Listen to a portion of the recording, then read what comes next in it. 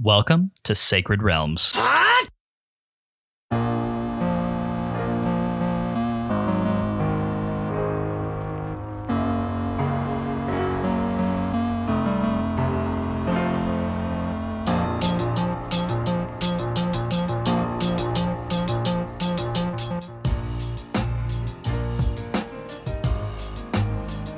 It's a great day in Hyrule, y'all. Welcome to Sacred Realms, a Zelda Retrospective Podcast. I'm your host, Lyndon Willoughby, joined as always by my co-host, Matt Willoughby. Matt, it is a pleasantly chilly evening in Texas tonight. No wind, 40 degrees, perfect weather. Love this kind of stuff. So I'm indulging in one of my favorite cold weather pastimes, which is that I have put the cigars away for tonight, and I'm embracing my inner grandfather, and I'm smoking a pipe. Well, that is appropriate, seeing as both of our grandfathers smoked pipes. But yeah, it's a perfect night for those of us who despise the heat and desire the cold. It's not, I know some of our northern friends are like 40 degrees is a fine spring day, thank you, sir. But for those of us here in Texas, if it gets much below 40, our power grid starts failing and people start freezing in their homes. So maybe we don't want to do that too frequently. So we'll take 40 degrees. Thank you very much. Man. We may be the southernmost state in the union, but don't be fooled. Anytime it drops below 30 here, it basically turns into like what North of the Wall looks like in Game of Thrones. Like pretty much abject poverty, no creature comforts. You know, everyone's wearing furs or just layers of whatever they can find strapped over themselves. People eat each other. Yeah, I'm pretty sure that's happened once or twice. Didn't that happen in Waco? Wasn't that part of one of those cults that was over there? You might be mixing a few different cults together in your mind. Yeah, I mean, there are a lot of them. Regardless, Texas, it's an idyllic place. It's beautiful. You should move here. I mean, depends. You're making a really great case for it right now, Matt. Look. To be fair, I have loved living in Texas, but mostly because that's just where all of our family is. Anyway, no, it's a great night. It's a great night for pod. And of course, we're joined tonight by another Texan. Another Texan, a recurring guest on this show, a friend from just down the road, ladies and gentlemen. This is Josh from Zelda Universe. How you doing tonight, Josh? I'm doing okay. But I disagree entirely about all of your comments about the cold. Well, fair enough. If it is less than 70, go inside. We understand that we're strange in this way. I don't know. It's just who we are. We're unique people, and I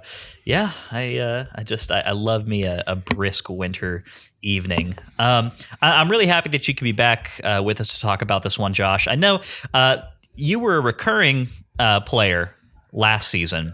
We had you on several times, and obviously that was just because I think you've gained sort of a maybe slightly unfair reputation within our own community as being literally the number one Zelda 2 fan, to the point where you like it better than not only any other Zelda game that's ever been made, but also any other video game that's ever been made.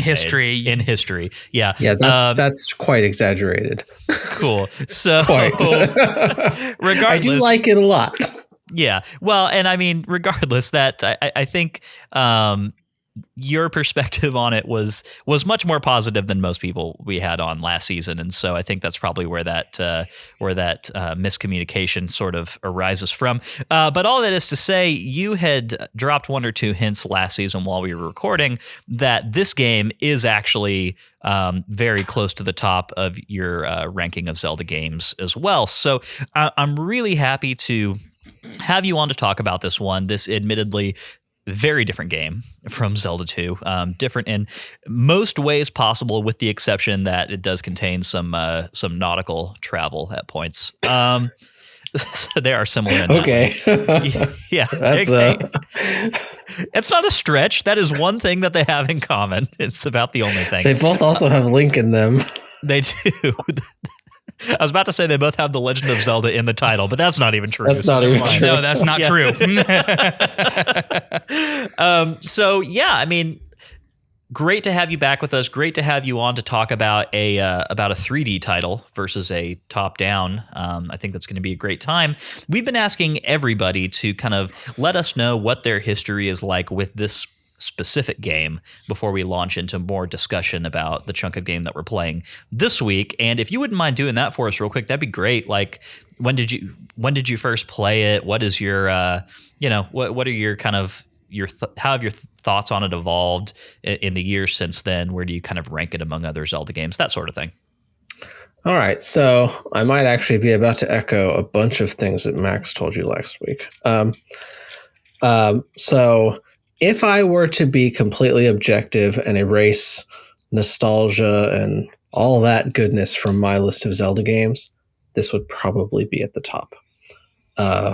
As it stands, my nostalgia for A Link to the Past and Ocarina of Time is very powerful.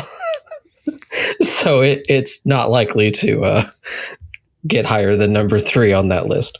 You're hardly an anomaly there. A Link to the Past and Ocarina of Time frequently place in like the top 5-ish games of all time. So right. So like it's still number 3. Zelda 2 is number 6 on the list. That doesn't sound like your favorite video game of all time.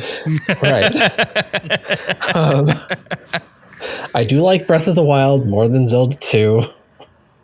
Just putting that out there. But no, this I played this at launch.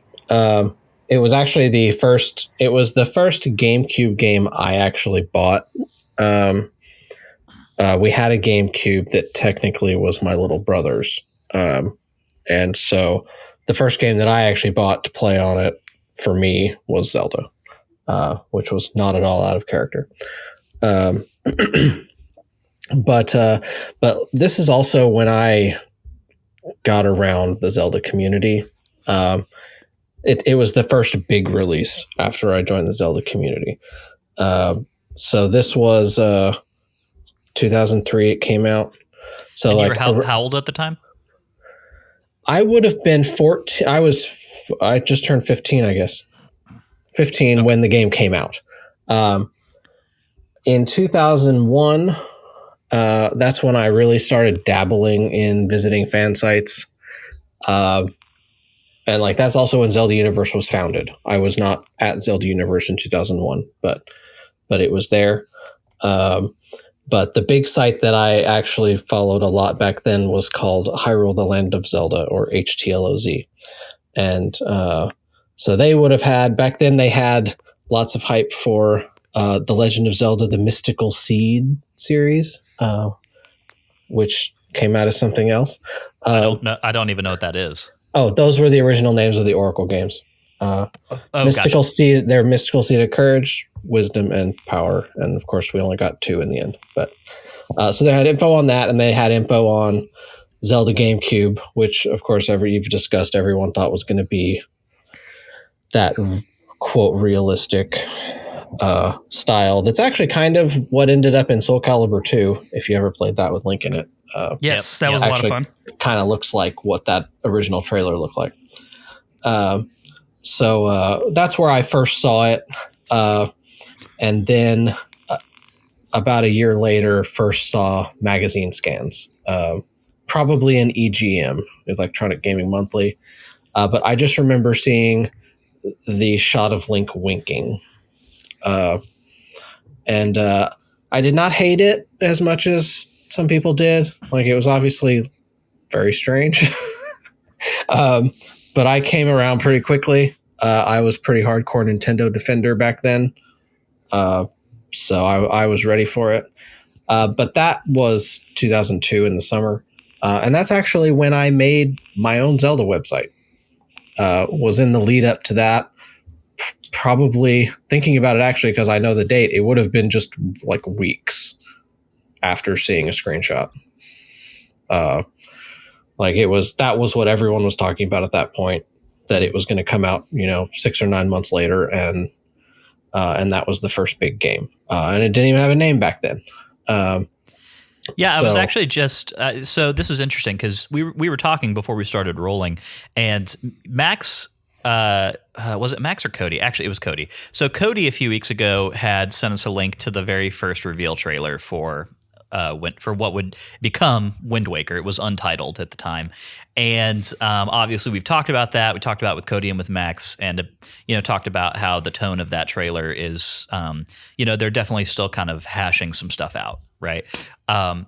But then you just sent us a link to what was the second gameplay reveal trailer for the game, and it's much more in line with what we got in the final product. It shows, finished encounters. There's a lot of stuff in there. There's the Goma fight from Dragon Roost Cavern. There's lots of stuff that basically all of it made it into the final game. In the way that it appears in that trailer. But it's very interesting because it ends with a title card that just says The Legend of Zelda and doesn't actually attach a title to it. And what I think is even more interesting about that is it's just a reuse of the Ocarina of Time title treatment. It's got that Hylian shield and that arrangement of the Master Sword. And so they clearly had not branded the thing yet. Right. And that was the E3 2002 trailer. And that was the first trailer I ever saw. Right. So I saw the screenshot in the magazine in 2001 after the first trailer. I had never seen that trailer Cody showed you until a few years ago, like 2018, 2019. I had never seen it. So that was still new to me. But that trailer that I've sent you, the 2002 trailer, I used to watch it every morning before school. I was obsessed. I've probably seen it 1,000 times without exaggerating. And I had it, of course, had to download it. For me, I had a 24K modem. I didn't even have a 56K modem. I'm trying to remember if I've ever had a video game announcement trailer that I watched on that scale, that amount of times. I think the only one that I can really think of is the E3 gameplay trailer for Halo 2 that none of it actually made it in the game, but the one where you drop into New Mombasa and you get in a warthog chase and with some ghosts and anyway, it was a really cool trailer. But I probably watched that several hundred times and then none of it made it into the game. But anyway, I know that was a really great trailer too. That trailer was just so hype. They're actually they're releasing that entire playable demo into the Master Chief Collection on PC sometime in the future. That's actually really cool. Yeah, it's really cool. They announced that they had found it in the code and they were gonna put it in a playable form on the PC version of the Master Chief Collection. So there you go. All these years later. Anywho, this is not a Halo podcast, it's a Zelda podcast. So continue. I'm sorry that I derailed your thought that's process. Fine. I love Zelda history, I love video game history in general. So that's all actually really cool. I remember when all that Halo stuff was happening too.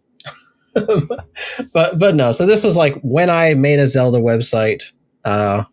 When I first was really becoming part of the community was all in the lead up to this game because of this trailer.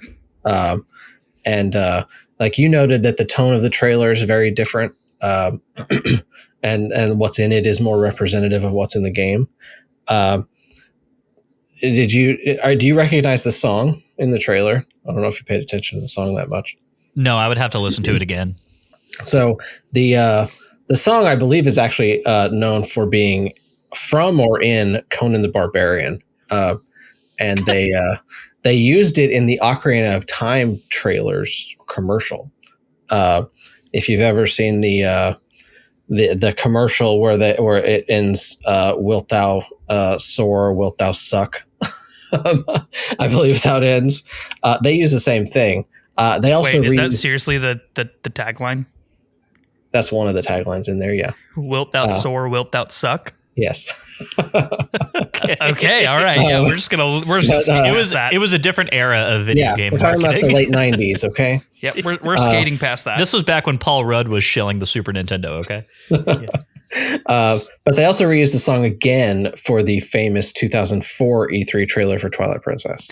I wonder, was that music just royalty free or open license or something at the time? That's so strange. I doubt it, but it seems like just a thing they would have licensed for the trailers and commercials and stuff. But yeah, they used it for a long time. It was I treat that song like it's a Zelda theme song, basically. To me, it's from Zelda trailers. That's what it's for. I was a little disappointed when they stopped using it. When they show Skyward Sword and it didn't have it, felt a little wrong. But anyway, so that's where I got started. And so this game's pretty special to me since I played it at launch. It wasn't the first Zelda game I played at launch, but close to. But it's when I entered the community now 20 years ago, and really got me started. And it became a favorite, and like I fell in love with it pretty quickly. It's especially around the Discord community. It's not really a secret that I adore the art style, especially now, but I also just prefer games that are not. The more the people in video games look like real people, like the more turned off I am by it. It's like making the people not look like real people is an instant way to make me more interested. So even if the game's really great, I'm just like, they look like me. So the classics such as The Witcher 3 and the Fallout series of games are just not for you. Not on your list of things to like. It's not that it was not that I would never play them, right? Because like I'm aware of those games and I've watched lots of gameplay from all those sorts of games. They just don't make it high on my must play this right now list. And like I've gotten into trouble, we'll just say, on Twitter and Discord and many other places many times by saying I wish Breath of the Wild looked like the Wind Waker, and that I would be ecstatic if Tears of the Kingdom just suddenly changed directions and looked like the Wind Waker instead. Not controversial at all. Yeah. So like this is my favorite Zelda style. I think it's a shame that we didn't get more fully 3D console games with this style. Yeah, well, I mean, you've got this and Minish Cap and the 2 DS games, and that's about all that's there for you. And like saying the Minish Cap uses the art style is a little bit of a stretch. Like sure. But they did use the artwork a lot. A lot of the artwork has it. But. Yeah, that's what I was going to say. Is I actually adore most of the artwork for that game that is outside the game. Like the way that they portray it is just so great. That's probably currently my favorite top-down Zelda, like that I can think of. There you go. Yeah, I love that game. Not Zelda 2. No, it's not. I'm sorry, Josh. Zelda 2 is your favorite side-scrolling Zelda. Yeah, it does land solely at the top of that category. There is no doubt. The undisputed winner. Oh man! Someday you'll play Game & Watch Gallery 4 and get to play the Game & Watch Zelda game, and then Zelda 2 won't be your favorite. I don't think Matt's ever going to do that. Yeah, I seriously doubt that. Yeah. So the game comes out, you get your hands on it, you get to play it. Were you captivated pretty immediately? Oh yeah, like I mean, there for me, Zelda was everything essentially. There was no doubt it was going to do that. Back then, excuse me. Back then, I used to not have a whole lot of time after school for video games. I don't know if you all grew up in the same school district I did. I don't think you did. But my school district was pretty notorious for tons of homework for a long time. And so I used to wake up in the morning to play. I used to wake up at 5 o'clock every morning to play video games for like 2 hours before school. So that is how I mostly played the Wind Waker. And I distinctly remember beating it and watching the credits in the dark early in the morning. That's dedication. I mean, really. Yeah, seriously. We went to private school, and we were both pretty involved with extracurricular activities. Like Lyndon and I were both in band. I played sports, and Lyndon did theater and also art. And so like we didn't have a ton of time. Our gaming was almost exclusively on the weekends, where we would sit in front of an Xbox or a Nintendo 64 for like 8 hours on a Saturday. Yeah. And then like while our parents took a nap after church, we would go sneak in and steal the Xbox out of their room room and played in the living room where we weren't supposed to be playing it all Sunday afternoon too. So that is mostly how we got our fix for video gaming, and also how we started playing games against each other when I was old enough. And then we stopped doing that once I hit adolescence and the royal sea of emotions. Yeah, it was not great. I was a sore loser, man. It was bad. So we stopped doing that. Hold on. Okay, give me 2 seconds. I need to go get a warmer shirt because Are you freezing? Yeah, I'm freezing out here. So, oh, you big baby! I didn't layer correctly. But while I'm gone, I want Matt to, for the podcast, because I think people will enjoy hearing about this. Matt, you get to recount the infamous Star Wars Battlefront 2 incident. I really don't want to do 2008. I don't want to do that. Well, that's an embarrassing saga for me. I'm teeing you up. You're here. Fine, I'm gonna get you back later for it. All right, so the embarrassing, and this is just totally like personal bloopy trails, so peek behind the personal curtain. 2008, so I was a freshman in college, or freshman in high school, sorry, and Lyndon was a freshman in college. He was home for a break of some kind, I don't remember which one, and this was the prime era of Xbox 360, but we love Battlefront 2, like the original Xbox Battlefront 2, not the new one that EA made and had the whole loot box. Yeah. Oh, dude, it was bar none the best. So good. So we decided to have it out on Galactic Conquest against each other in the Clone Wars era. I always played the Separatists because Darth Maul is the bestest, and I was also really good at space battles. Like I win like 90% of space battles. I don't know why, I was just like really good at it. So we're doing Galactic Conquest, but Lyndon is just wiping me from the face of the galaxy, planet by planet. So it comes down to it. I'm on my last planet, and it happens to be Naboo, which of course Darth Maul is the hero on Naboo. So we're just going through, and I stall him at Naboo like 4 times in space battles, and finally he gets one over on me, and we go down to the planet for the invasion, and we're going, and I ended up losing. I don't remember why, but I got so mad, and I was 14. Like I definitely had some anger issues that I have worked through in my adult life, but I got so mad. I went into the bedroom that he was staying in and dumped his suitcase out all over the floor, and then just like pouted for a while. And when he went to leave, he was like, "What the hell did you do?" And I was like, "I don't know what you're talking about," and just played dumb about like dumping his suitcase all over the floor. And I got in a lot of trouble for that one. So not my finest moment, but I was well known from that point on as being a very sore loser and not allowed to play multiplayer video games against other people for a while. So that is that story, and now I have fully embarrassed myself to the thousands of listeners that listen to this podcast, and I hope everyone enjoys my shame. And look, he's back just in time. It was very enjoyable. Thank you. I'm glad you enjoyed it. I don't enjoy the retelling of that story, but anything for the pod. I was going to comment, Lyndon's back. Yes, he just put his headphones on.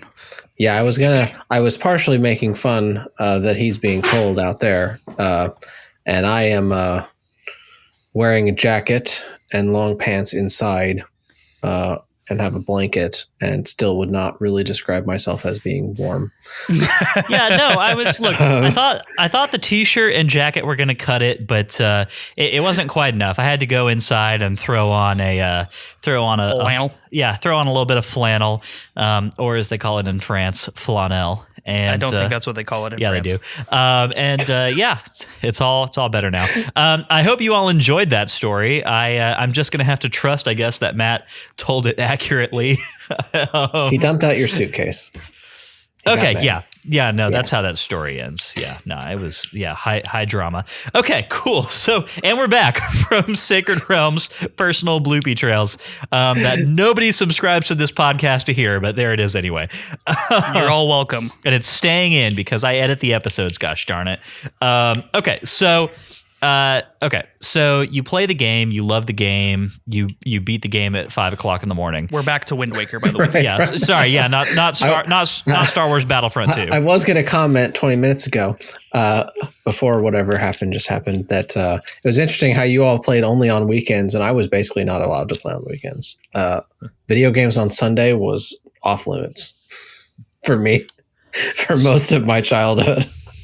So I'm really curious. Did you have any like thoughts or opinions about the Wind Waker that have, I guess, like sort of evolved as time has gone on? I mean, we've had this game for like 20 years now. So how has your opinion of it sort of changed in that time? So I think that I was more critical of it before. Like, I love the game, right? But there were common criticisms back then that a lot of people still say, like the sailing is too slow, or some people just don't like the sailing. I think it's boring. And I kind of agreed for a while. It was not my favorite. I liked Ocarina of Time better. Didn't want the boat to come back, and I've basically completely about faced on that. I hope there's a boat in Tears of the Kingdom. Where's the boat? Give not this the little man a raft. boat. I want a boat. And it's my favorite part of the game. Like, I absolutely love sailing around. So like, I've been playing the game for the pod. In fact, I'm actually ahead of you. I already finished it. But I played it last year. Also, I play it every year. But I played it last year and did mostly 100% minus the Nintendo Gallery. And did all the islands. That was a blast. Like, some of the best fun I've had in a long time. Like, I don't usually do everything, right? But going around doing all the side quests, just visiting every island, finding every treasure. There is so much to do in the game that you can kind of do at your own pace. And so that I have completely fallen in love with. And then even just the art style, just I always liked it, right? But to the point now where it's my favorite, that's grown over time. And then I also really like the combat parry system. I think I wish would come back. That they keep trying new combat in Zelda, and every time I'm like, yeah, it's good, but it was better.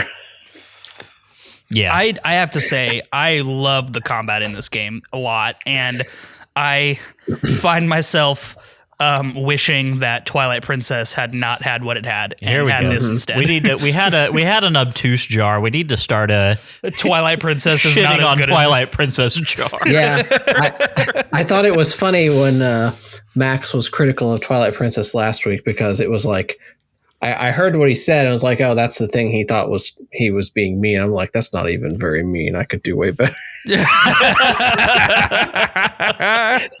Look, I'm very sorry to all of our many patrons who love Twilight Princess, specifically like Stephanie. I know you've said that Twilight Princess is Stephanie said your Twilight Princess is your favorite game. I'm very sorry. I hope we like it more than we remember when we get to it. I promise we'll try to be critical. Yeah. I love all 19 Zelda games, so it is my least favorite 3D Zelda, but it is Twilight Princess, your time is coming. But we're coming for you. It's still one of the greatest games ever made. There you go. Absolutely. That is the whole premise of this podcast. That is the premise. Indeed it is. Cool. So yeah, I think that I definitely agree with all that. It's interesting because that's probably my biggest, like in the years since I played this game for the first time, that's the thing that I sort of missed the most, is the fluidity of the combat in this game. And also, the fluidity of motion. And I know Max gave us like a really good reason for like why that is and why it feels that way. But even just moving past the motion and the way that Link moves and controls, just the parry system during combat, just the motions that Link makes when performing like sword combos and stuff. It's all just really, really beautiful and really well done and very satisfying to play. So that's probably my big one too. Yeah, I don't know if there's any other time this comment would fit in the pod, but Max talked about the loading, right? And how that was a limitation for him. That is probably one of my bigger disappointments in the HD remake. I think the Swift Sail is too hidden, and that the default sail should have just been faster anyway. Yeah. And that like the Swift Sail's neat because it has I don't know if Matt has it yet, so I won't say, but it has another. It changes the wind's direction for you, which is so awesome. My God, it's sported just for that. That should have been the upgrade, not the speed. The upgrade should have been that it just changes the direction. So like to me, they didn't address the concern as well as they should have. But still playing the HD version, agree. It has way too many other quality of life improvements. It's really hard to play the original now. Well, an upcoming guest on the season, actually our guest for the next episode, returning favorite, Mike the Detective, joining us again after a little bit of a hiatus. He is playing the GameCube version of this game. So we're going to hear how that's been going. I thought about it and then was like, I'm going to play this on my Wii U gamepad while I have the TV on. Yeah, I mean, there you go. For convenience reasons, I similarly I also thought to myself maybe I'd play the GameCube version, but I just didn't want to go through the hassle of. I'm sure I could still do it, but they did make a lot of really, really nice improvements. Yeah, no doubt. Cool. Well, really appreciate you kind of giving us your history with this game, Josh. It's good to know where you stand with it before we go and have a conversation about one of the cooler parts of the game, in my opinion. And as always, lots of really fun history. What some of the best conversations that we have with our guests are about what Zelda has meant in their lives and how those feelings and thoughts have evolved over like the decades that we've all been playing these games. So really good stuff. I know I mentioned it now a long time ago, but if you're at all interested in old Zelda sites, go look up HTLOZ. It was one of the better, one of the best, I would say, early 2000s. We'll put that on the to-do list, no doubt about that. All right. Well, I think that is. I think that's gonna do pretty well for us in terms of preamble. What do y'all say we get into some housekeeping and then go talk about a big old chunky section of game? Let's do it. Okay, sounds good to me. If you didn't know, Sacred Realms is a weekly re-examination of The Legend of Zelda, one little slice at a time. Sacred Realms drops every Wednesday and is available on all major podcast networks. Every week, we play a new section of a Zelda game, then we sit down here to talk and to drop our hot takes. If that sounds fun to you, please head over to Apple Podcasts, hit that subscribe button, and be sure to leave us a review. 5-star reviews are greatly appreciated, and they have a chance to get a shout-out here on the show. If you want more Sacred Realms in your life, you can head over to patreon.com/sacredrealmspod to get access to our Discord channel, Listener Mail, vote on what game we play next, and so much more. As always, one of the benefits that Master Sword patrons and above get is that we read their names every week here on the show. Those legendary individuals are Fallout 907, Soga King Vinsmoke, which I think that's the way that Max told me is correct to pronounce this person's name. Apparently, I've been doing it wrong. I think that's right. Soga King, sorry if I'm still butchering it. Then we've got Kelso, Chris, Tiffany the Star, Daxel, Patrice, Stephanie, Darknook, Brian, George, Mike, Dylan, Allie, Lennon, Melanie, Kolku, Rowan, Josh, Nick, Keep It Going Pod, Dante, Gep, Brittany, Davey, Haru the Mighty, Derek, Albert, Mark, Andy, Cameron, Tyler, Ben, Daniel, Nick D_TV, Travis, Christian, Jonathan, Hyrule Interviews, aka Max Nichols, Garrett, and Drew. These are the most legendary of individuals. I would allow them to be a part of my escort dungeon. Anytime. Yeah. All right. Thank you all so much. We couldn't make this show without you. But without further ado, let's get into the Sacred Realms Rundown, which is a 6-part analysis of what we played this week and the feelings that it made us feel. Today, we are talking about The Wind Waker Chapter 5, covering a return to the Forsaken Fortress and our excursion into the Earth Temple. Part 1 is, as always, the plot recap, once again read by Matt. Take it away, Matt. We are doing something a little bit different this week. I told you I'd get you back. Damn it. It is the impromptu, off the top of the head plot recap this week, as done by Lyndon. Beep, beep, beep, beep, beep, beep, beep. for making me share my personal shame. Why would you? If you totally butcher it, you're going to have to type it and read it tomorrow. Why would you do me like this? Because you made me share my shame. Dang it. All right. Okay. All right, Lyndon. I suppose this is only fair. I need just a second to collect. I need a second to collect my thoughts. There's so much happening here. You chose a very poor time to do this. Okay. All right. Wasn't even that embarrassing of a story. Okay, but it's kind of a big old pain point in our personal relationship. It is. There's a lot of personal trauma associated with that one, so. Okay, all right. I think I've got it together. I'm ready to do this. I was born for this moment, and hopefully several others. I at least this one. I've done this successfully twice, so if you screw this up, then I've done this successfully once, so I guess we'll be tied after this. There you go. Okay, cool. All right, let's do it. All right.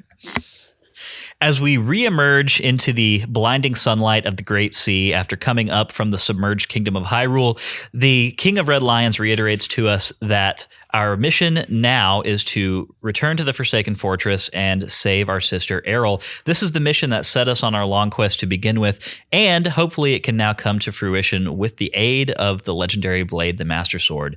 We sail back to the Forsaken Fortress, and all stealth is thrown to the wind as we proceed directly to the main door and blow it open with our bombs. Once docked inside the fortress, we proceed back to the courtyard, which we know takes us to the interior of the structure, but we're held up by an apparition which appears in midair. It cackles maniacally, it seems very evil, and it has a giant sword. This is none other than a phantom apparition, a manifestation of the evil king Ganon. We do battle with this evil king, and we find that the Master Sword has a power at least greater than just doing more damage to enemies. It is able to deflect the bolts that this phantom casts at us. After a fierce game of tennis, we are able to stun this apparition and do damage to it with our Master Sword. Doing this back and forth several times finally brings us victory over Phantom Ganon, and we are granted access to the interior of the fortress. Upon attaining victory with this cursed apparition, we are granted a new item in the form of a large and powerful skull hammer. This will surely be useful in gaining access to new areas that were previously unavailable to us, and in activating switches which were previously unable to be pushed. Sure enough, as we continue through the corridors and walkways of the Forsaken Fortress, we find a series of switches that are unable to be pushed down with our weight alone. The skull hammer is indeed invaluable in helping us clear these obstacles, as it pushes these switches down with ease. We continue through the corridors that we remember from our last visit to this area, and after a little bit more combat and dodging of more bombs, we come back to the roost of the giant bird which had kidnapped Aryll at the beginning of our journey. We see Aryll and the other kidnapped maidens still imprisoned behind this wooden gate. We go forward and attempt to free them when a mocking voice from behind us says that surely it can't be this easy. We turn and see Tetra and her band of pirates. They have followed us to the Forsaken Fortress in an attempt to aid us in our quest. Tetra says that she didn't believe we would be able to accomplish this all on our lonesome, and she just couldn't help herself in lending a hand. The pirates free the maidens from their prison and take them back to the pirate ship. Aryll wants to stay with us. She's desperately worried about what Link has been through to get to this point to rescue her. But Link knows that it's best for Aryll to accompany the other girls onto the pirate ship, with Tetra's promise that she and the others will be kept safe. Once all of them are gone, however, a lock draws on the entrance to the Roof's tower, and we look to the sky and notice the giant bird descending back into the chamber. Previously, this bird was able to pick us up and remove us from the fortress. However, many things have happened since that time, and we now are much more skilled in combat than we were before. We draw the Master Sword and prepare to do battle with the giant bird, but before we can make this happen, water starts to fill the chamber, and we must proceed up a spiral staircase to the top of the tower. Once we get to the top of the tower, the floor closes, and it's time to actually do combat with the bird. The skull hammer that we just recovered proves invaluable in this endeavor, as several sure strikes to the bird's helmet cracks it in half and leaves its face vulnerable to attack by the Master Sword. Dodging the bird's frequent attacks, we're able to deliver a series of sharp blows, and the bird is destroyed. Our path now to the evil King Ganon should be clear. We enter the inner chamber, and Ganondorf stands right there before us. He greets us with a mocking laugh and says that it seems we've met and overcome many obstacles since last he saw us.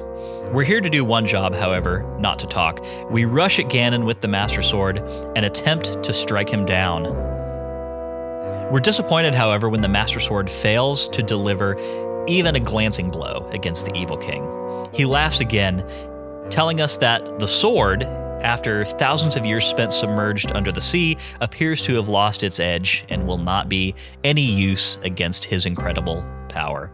Further, he informs us that the Master Sword, being removed from its pedestal, has served to break a seal that has long been held over the submerged kingdom of Hyrule. Now that time is no longer frozen beneath the waves, Ganon is free to re-enter there and to reclaim it as his own. This is all very concerning, but before we have time to think too much about it, Ganon draws one of his massive swords and prepares to deal us a fatal blow.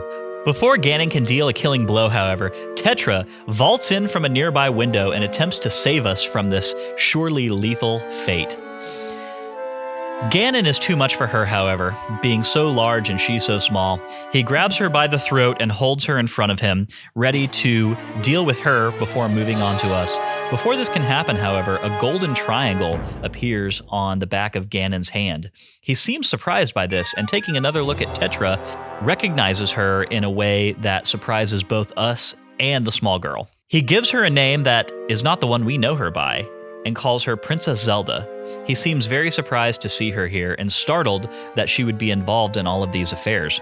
Before anything else can happen, however, and before Ganon can deal a killing blow to Tetra or us, we're swept off of our feet suddenly by a pair of feathered friends in the form of Quill and Prince Kamali, who is using his new set of wings very effectively, I gotta say. Yeah, he looks really good with those wings. Yes, he grew into them. He really got the hang of it.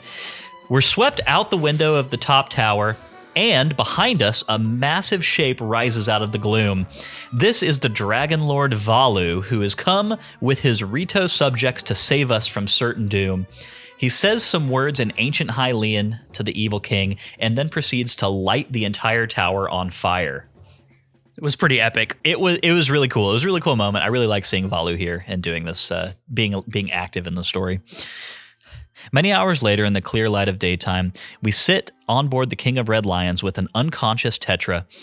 Listening to Valu and the Rito speak to us, they sit nearby on the Tower of the Gods. We have escaped certain death, and now we must decide what to do next, seeing as the Master Sword is clearly not up to the task of dispatching the evil king. The King of Red Lions beckons us to go back beneath the waves and to meet him in the chamber of the Master Sword. He bids us to bring Tetra with us as she thinks that her presence might be important.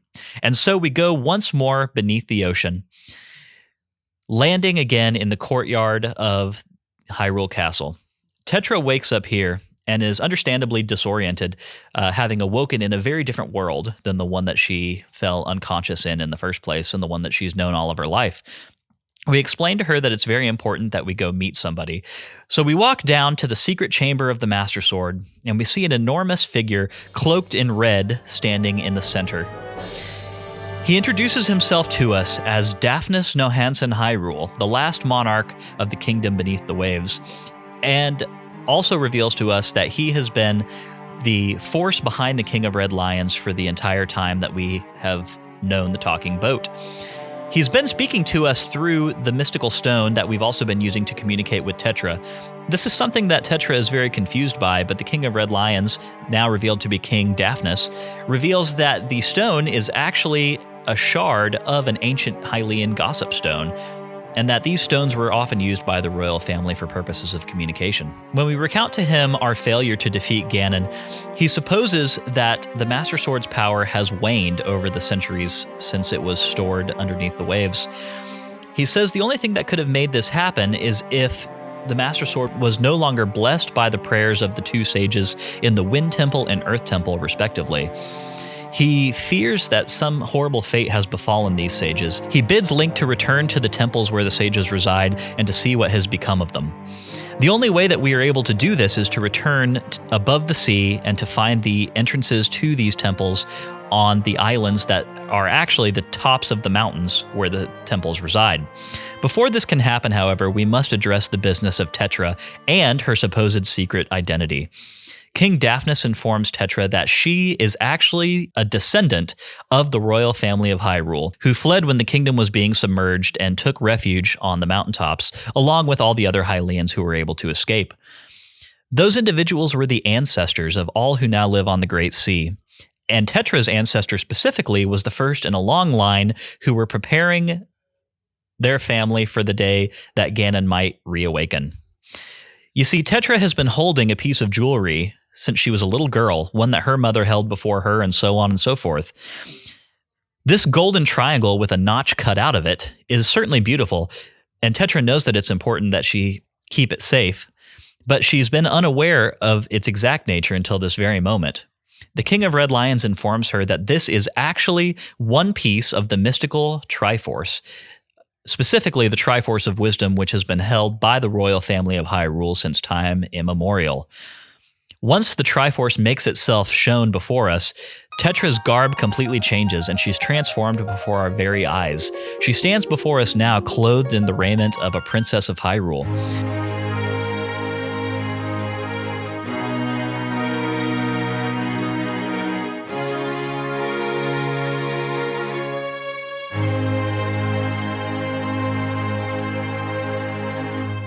She seems very confused, but also strangely willing to accept this destiny that's been dropped on her completely out of nowhere.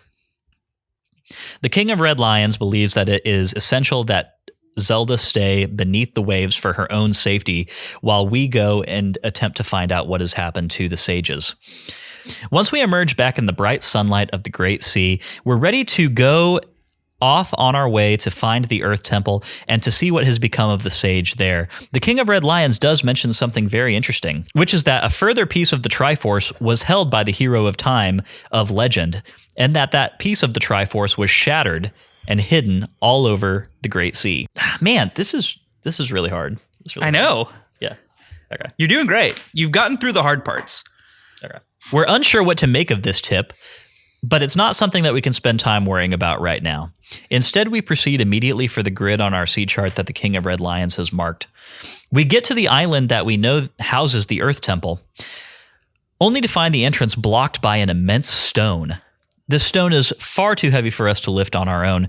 We're flummoxed and have no idea what to do or how to proceed. The only thing that we can think to do is to seek advice from somebody who's given us helpful hints and tips in the past.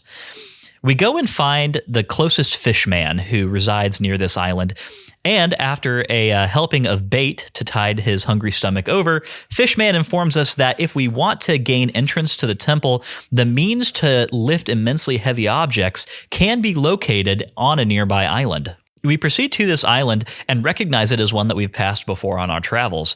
It's an immense volcano. We cannot approach it on the King of Red Lions, as the boiling water around it would be lethal to both the boat and to our own human flesh. Once again, we have absolutely no idea how to get into this island, but it worked once before, and so it should work again. We hit up another fishman who tells us that the means to enter this island can be found on another nearby grid space. Heading to that grid space, we find an island which is completely inaccessible by water. Flummoxed and unsure what to do, we once again hit up Fishman.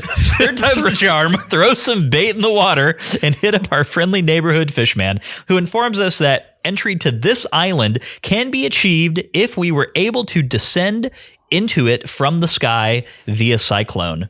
We've seen a variety of large cyclones traversing the surface of the Great Sea, although we've avoided them up until now simply because they seemed so dangerous.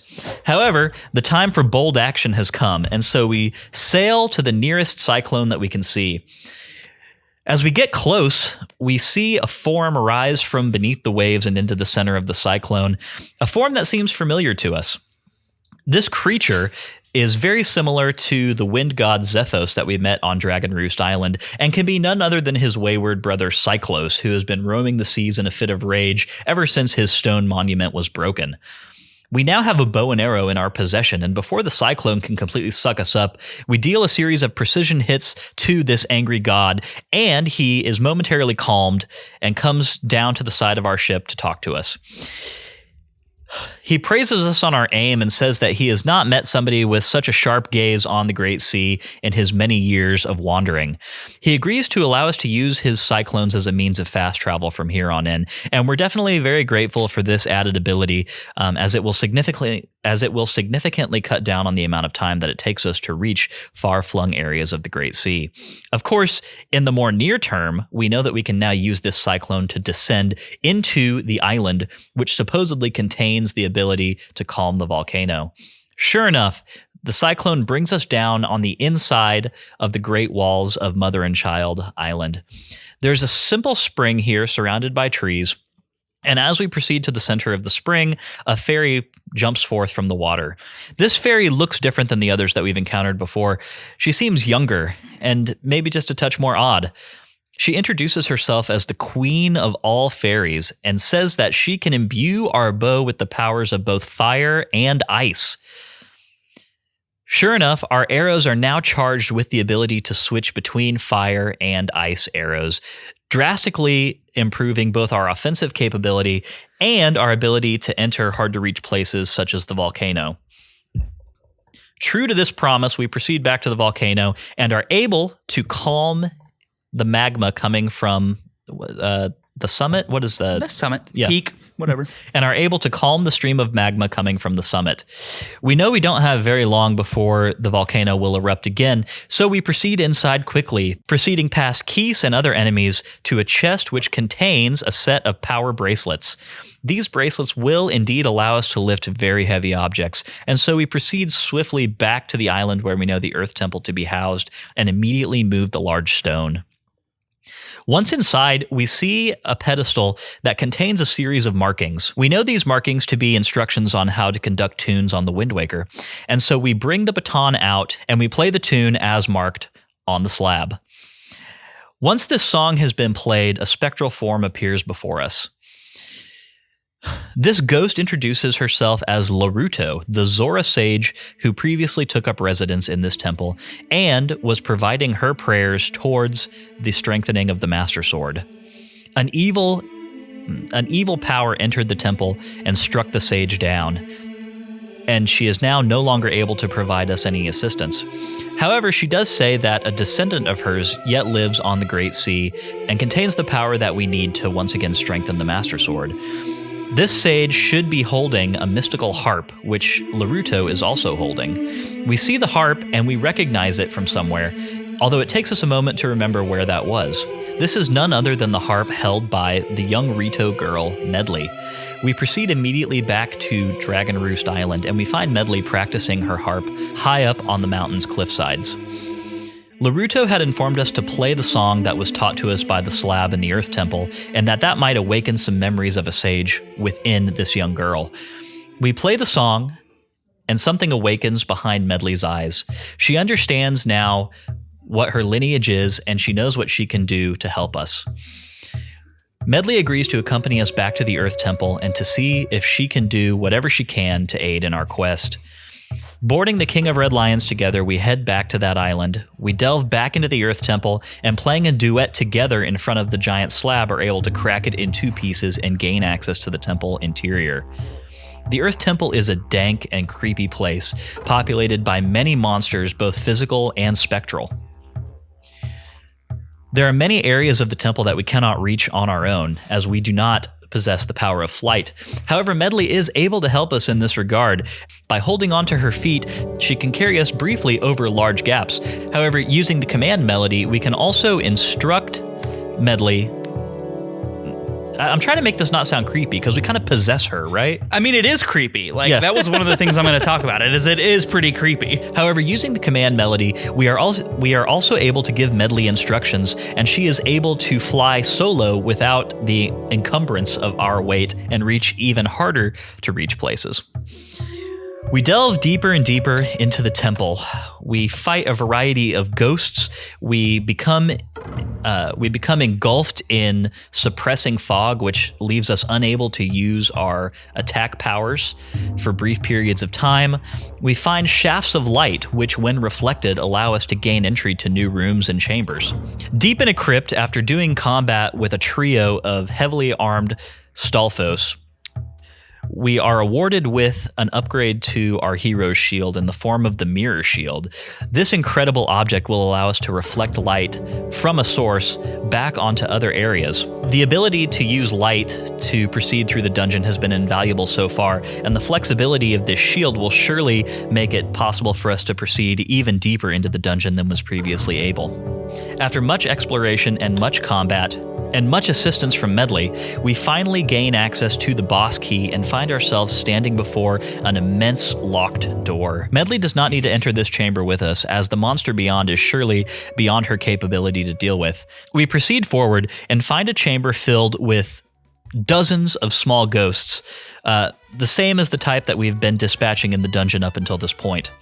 Before we can go to work on eliminating these, however, they all coalesce into one giant being who floats around the chamber and attempts to damage us in a variety of ways, both with fire and with wind.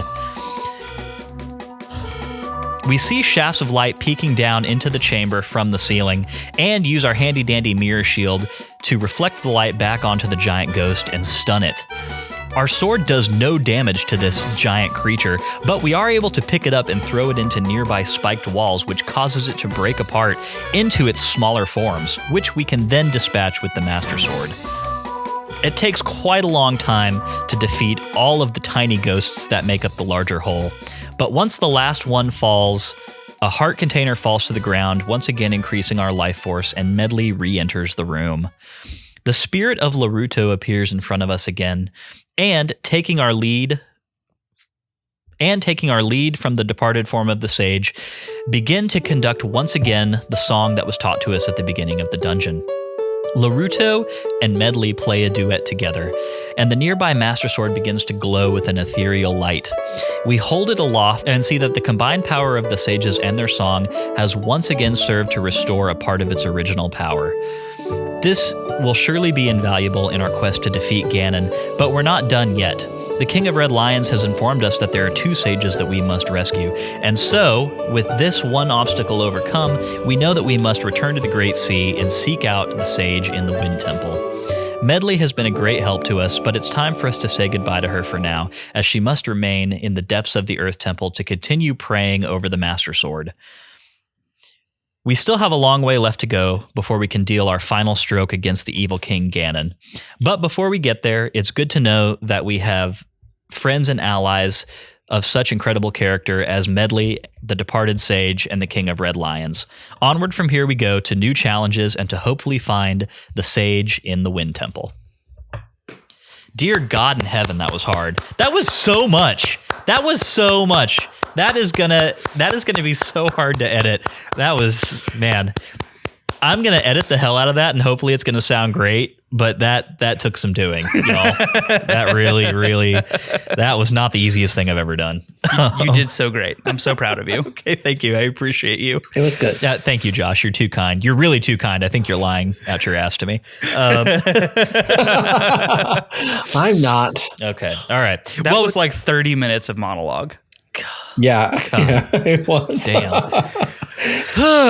Okay, I am exhausted. That brings us to part 2, which is our takes, where we talk about this section of the game and how it made us feel. Matt, You've got to go first. Yes, I do. Say something. Yeah. So,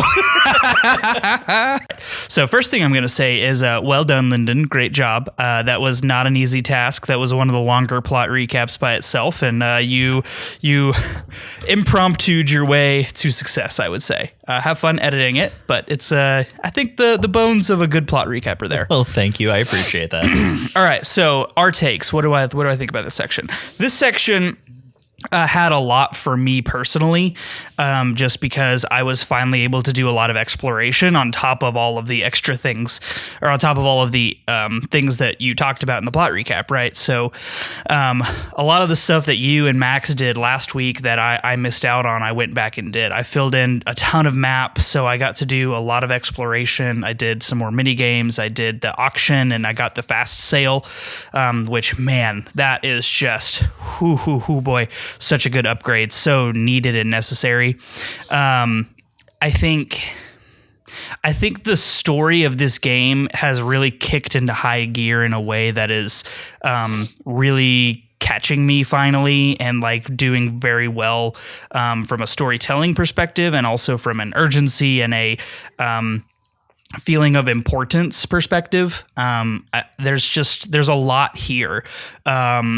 Fighting Phantom Ganon was so fun, and I love that they reused the same audio cues from Ocarina of Time in this boss fight. The sound that Ganon makes whenever he's down and you're smacking him, it's the same that is used in Ocarina of Time. The items are really great. The hammer is fun and has a lot of use. I think more use than the Megaton hammer. I know it's like basically the same item, but I feel like it's used a lot more, at least in this portion of the game so far, and it's also used more in exploration. So great section. It's also a just about the hammer real quick, it's a very good weapon if you get the timing down. Like I actually discovered something I didn't know about it. You can kill choo-choos with it when they are in the ground. No way. That's really cool. You can just smash them. So like, and I didn't like, it took me 20 years to figure that out, but there's a lot of enemies that react to it different. Like if you can hit a Stalfos head with it, once the Stalfos is on the ground, it'll one shot. Oh, that's really cool. That's good to know. It's hard to time it. To time it because they jump around so much. A lot. But it's actually a pretty good weapon. Cool. Well, yeah, I mean, I think it's awesome. I really enjoyed it. Fighting the bird was fun. That was like I didn't know how they were going to be able to do this boss fight of a flying enemies are kind of hard in a sword based game, right? But now you have a bow and arrow. I thought we were just going to be shooting it, but no, like the way that they did it was really well done, I think. So all that's great. The Tetra being Zelda, I already knew, unfortunately, so that wasn't as impactful. I was about to ask you that. I knew that the King of Red Lions, the boat, was also the King of Hyrule. I knew all of these things. None of these were new to me, so I kind of wish that they were, because I'm sure those would have been like huge whoa moments that I wish that I had, but they were still really good. They were back then. Like the King was probably a bigger moment than Zelda. Because we had never seen a King of Hyrule in a Zelda game before. That's like the King of Hyrule was the kind of thing you saw in a comic book or in a cartoon show, not in a video game. And Zelda was like still surprising, right? But this was only 5 years after Ocarina of Time. Like Zelda having a disguise was not a new concept anymore. Yeah. And so I do want to start splitting this out into separate sections a little bit, because we've got a few different things to talk about here. We've got the Forsaken Fortress. We've got all the stuff that happens back beneath the waves in Hyrule Castle. Let's talk about the Forsaken Fortress first. Sure. And there was actually, I was trying to remember whether or not there was enough going on here to make it its own episode, really. And there's not. I'm glad we didn't do that. We would have been stretching. Yeah, it's a pretty quick visit. But there is some really fun stuff here. I completely agree with you. I love fighting Phantom Ganon in pretty much any iteration of that character. And this one is a really great time. You know, I'm a big sucker for the whole tennis ball Master Sword mechanic. That's always a good time to me. And it's done really well, and it's very fun here. I do think that this fight does skew just a little easy, in my opinion. You know, it didn't take quite as much doing as I would have really liked. And I'm not looking for it to be as lengthy and difficult as, say, like the Phantom Ganon boss fight from Ocarina of Time, because that's like a whole set piece, you know? And you've got the added layer of like the paintings and everything that goes on there. So maybe that fight is sort of unfairly prejudicing me against this one. It's still a really good time. I just wish that maybe it had been, I don't know, maybe give Phantom Ganon twice the health that he has or something. And that might have been a little bit more fun and challenging for me. The bird fight is definitely a very interesting one. Like you were mentioning, Matt, aerial foes are definitely, they're definitely tough to pull off sometimes. And this one I think is accomplished really well. But then we have all this awesome story stuff. We have an in-person meeting with Ganondorf, which is always a great time. It's always fun to see Link and Ganondorf in a room together. Because, you know, even in Ocarina of Time, we had that very brief interaction where, you know, Ganon, I keep going back and forth. I'm going to use Ganon and Ganondorf interchangeably. I know that they're technically distinct states, but we have that moment where Ganondorf like blasts Link with energy, but then they don't really see each other again until the end of the game.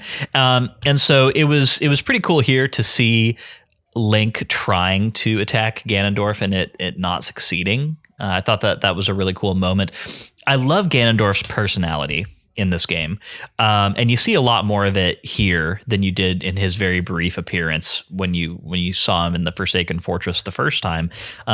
This very like condescending, maniacal presence that he has, I think is just really fun. And I also really like the design of this character. Like, I love the way that Ganondorf looks in this game. And it's even cooler when you think about the fact that this is Ganondorf from Ocarina of Time, who has reattained his like personhood after being transformed into the great beast at the end of that game. There's just a lot of really cool lore stuff that's all wrapped up in this as well. So I don't know. Like I personally think that that's all really neat and fun. Josh, I mean, where are you at with it? No, there are like I didn't expect when I asked to be on this episode that we would also get to discuss the Forsaken Fortress portion, because it was a little bit challenging for me to decide where I wanted to be at, because I love this whole section. That scene where you encounter Ganondorf and Valu and Kamali show up is one of my favorite scenes in the whole game, But no, like backing up for a minute to the boss fights, like it is interesting how Phantom Ganon is much easier here, because both Phantom Ganon and in Ocarina of Time and here in the Wind Waker is a trial run of sorts, right? Teaching you a mechanic, in this case, Dead Man's Volley, but they made it significantly easier. But the Forsaken Fortress is essentially just two boss fights. Helmarock King, did either of you have really bad RNG? What do you mean? So Helmarock King, the part where you just ascend, right, is kind of up to you to not fall. If you fall, it can be mess. Yeah. If you don't fall, it's really easy. I did fall. But once you get to the top, good job. Thank you. I also fell. I fell twice, actually. I play this game like not every year, basically. For sure, I have played it every year for the last 4 years. So I know how pretty much to just roll up there and ignore all the enemies and just get to the top immediately. But I've definitely fallen before. But once you get up to the top, he sometimes, Helmarock King will just start swooping around and won't give you a chance to attack him. Like something breaks with the sequencing of the boss or something? Yeah, or it's like he doesn't go in a specific order. It's not, he does a swooping attack, then he lands, then he pecks, then he does I think it is actually random. I don't know that for sure, but like you can go several minutes without being able to hit him if you're just unlucky. So yeah, somewhere the game can kind of get stuck a little bit. It always fixes, right? Yeah. But if you're unlucky, you might find yourself having to survive more attacks than you might on a different playthrough. On some playthroughs, you'll find that you just kill it immediately, and on others, you'll encounter attacks you didn't know it had. Gotcha. Yeah. So that can be interesting, but I think it's actually a really fun fight, assuming you don't get stuck in a loop, which I did not, and I'm happy for. I'm glad that my enjoyment of this was not like tainted in that way. Yeah, mine wasn't either. He pecked first, and I smacked him straight in the face. Yeah, I've had some fun encounters in the past with him where once his mask is gone, like you can actually just whack his little hair or whatever it is with the sword, right? But it also works if you use the boomerang. And I've gotten him caught just in an infinite loop where I just throw the boomerang at it repeatedly. See, I actually, my final blow on him was an arrow shot in mid swoop, right nice. To the face. That's really it was cool. Awesome. I felt like Legolas there. It was fun. But no, so like as far as story stuff goes, we said like it was a big surprise back then, getting to see the king. Seeing Ganondorf again, and especially thinking about this being 5 years after Ocarina of Time,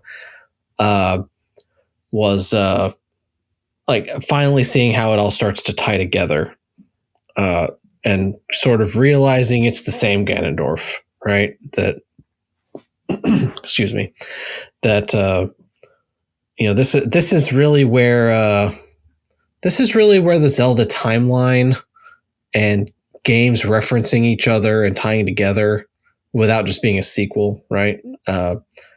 First started to happen. Yeah. Like before this, Nintendo would just put out a statement. Oh yeah, A Link to the Past is the first game. Oh yeah, Ocarina of Time is before A Link to the Past.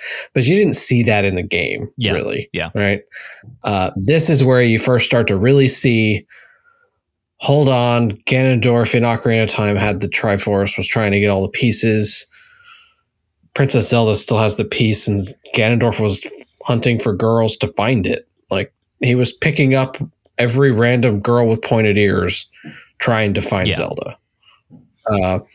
And that kind of connection between Zelda games outside of just being told had never happened before. And it's still really not that common, right? Yeah. To have multiple games like this just reference each other directly. Yeah. Well, and it's so fun because the balance of story in this section of the game is half connective tissue to a previous game in Ocarina of Time. And then the other half of it is building of characters and histories after that point, right? Like all the stuff that we get with Zelda and King Daphnis below the sea, that's all equally satisfying story detail. That's all really fun stuff. They're great character moments, but they're not fun simply because they're connected to a past game. They don't have any overt connection to Ocarina of Time the way that the Ganondorf stuff does, but it's still really great, and they're still very fun surprises. And in some ways, I even kind of like them a little bit more, because they are pertaining a little bit more directly to characters that we've come to know and love throughout the course of playing this game. It's a really fun moment to me when we get that musical drop for King Daphnis. Like he turns and reveals himself and says, I'm Daphnis no Hansen Hyrule. I was the last king of Hyrule under the sea, and then you get that, bum bum bum bum bum bum bum bum, and that's always fun. I'm a sucker for that royal family Hyrule Castle music. Anyway, it's one of the best pieces of Zelda. Yeah, music. No, it's great. I think that was said last week. Also, it was. But so we get that cool drop with the king, and then we get the moment when the Triforce of Wisdom comes together, and we see Tetra for who she really is. And talking about music, man, last time I played Wind Waker, I had not played A Link to the Past. Oh wow! Actually, that can't be true.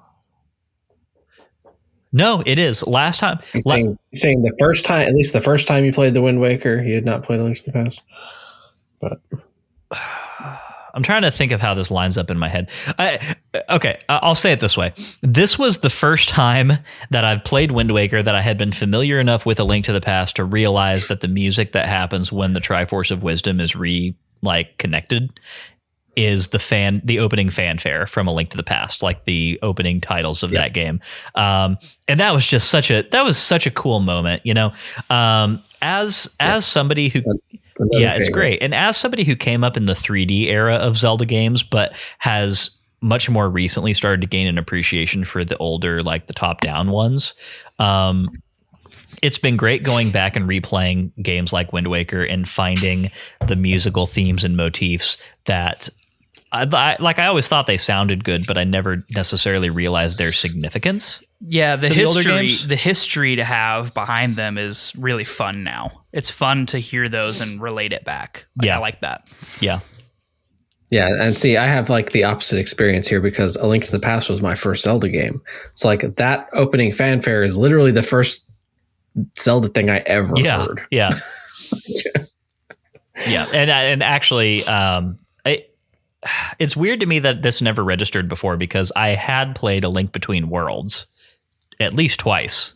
At the time that I played Wind Waker last, so I should have caught it, but I don't remember it. You know, I don't remember it registering before. But regardless, it did this time, and it was really fun.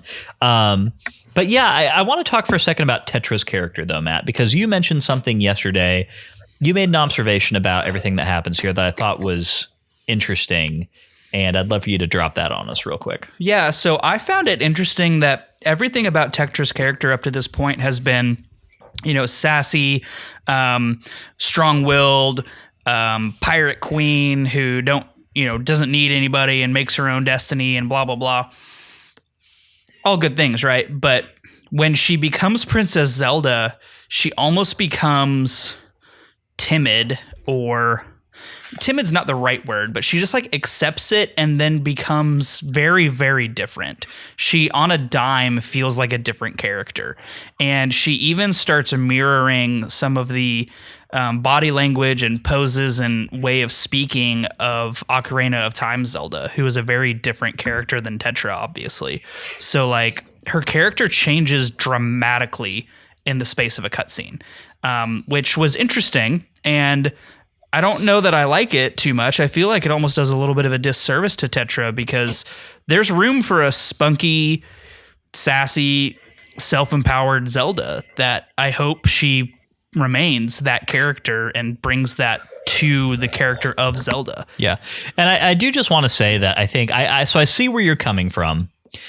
There's a few things happening here. One is that we don't get that much dialogue from her after this transformation happens. So I think that combined with the fact that she just physically like looks very different and more Zelda-like is maybe it's maybe giving you an impression of like a character change happening that isn't quite there. It doesn't. Tetra for the rest of the game is pretty consistent with her character arc up until this point. I think that this cutscene just doesn't really give that more ornery side of her personality much time to shine. Yeah. I think this is sort of perhaps a situation of, she is maybe more accepting than you would think at first glance, and I have another comment on that. But also it's sort of a shock, right? That like she may just be silent because this big thing has just been revealed to her that she did not know. And it's a lot to take in. Yeah. I assume it's a lot to take in when you are randomly told by a stranger that you're actually royalty and you're really important. You're not just a random pirate. That's true. And I actually found myself up until the very end questioning whether Tetra actually didn't know or if she was just, like Ganon said, playing dumb.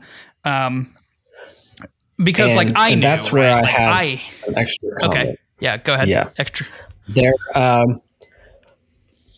This is a slightly theorizing, but you'll see a lot of there's lots of people that have picked apart some of this, right? So Tetra's clearly kind of two-faced in that she puts on a tough act but is actually very kind, right? And actually cares about people.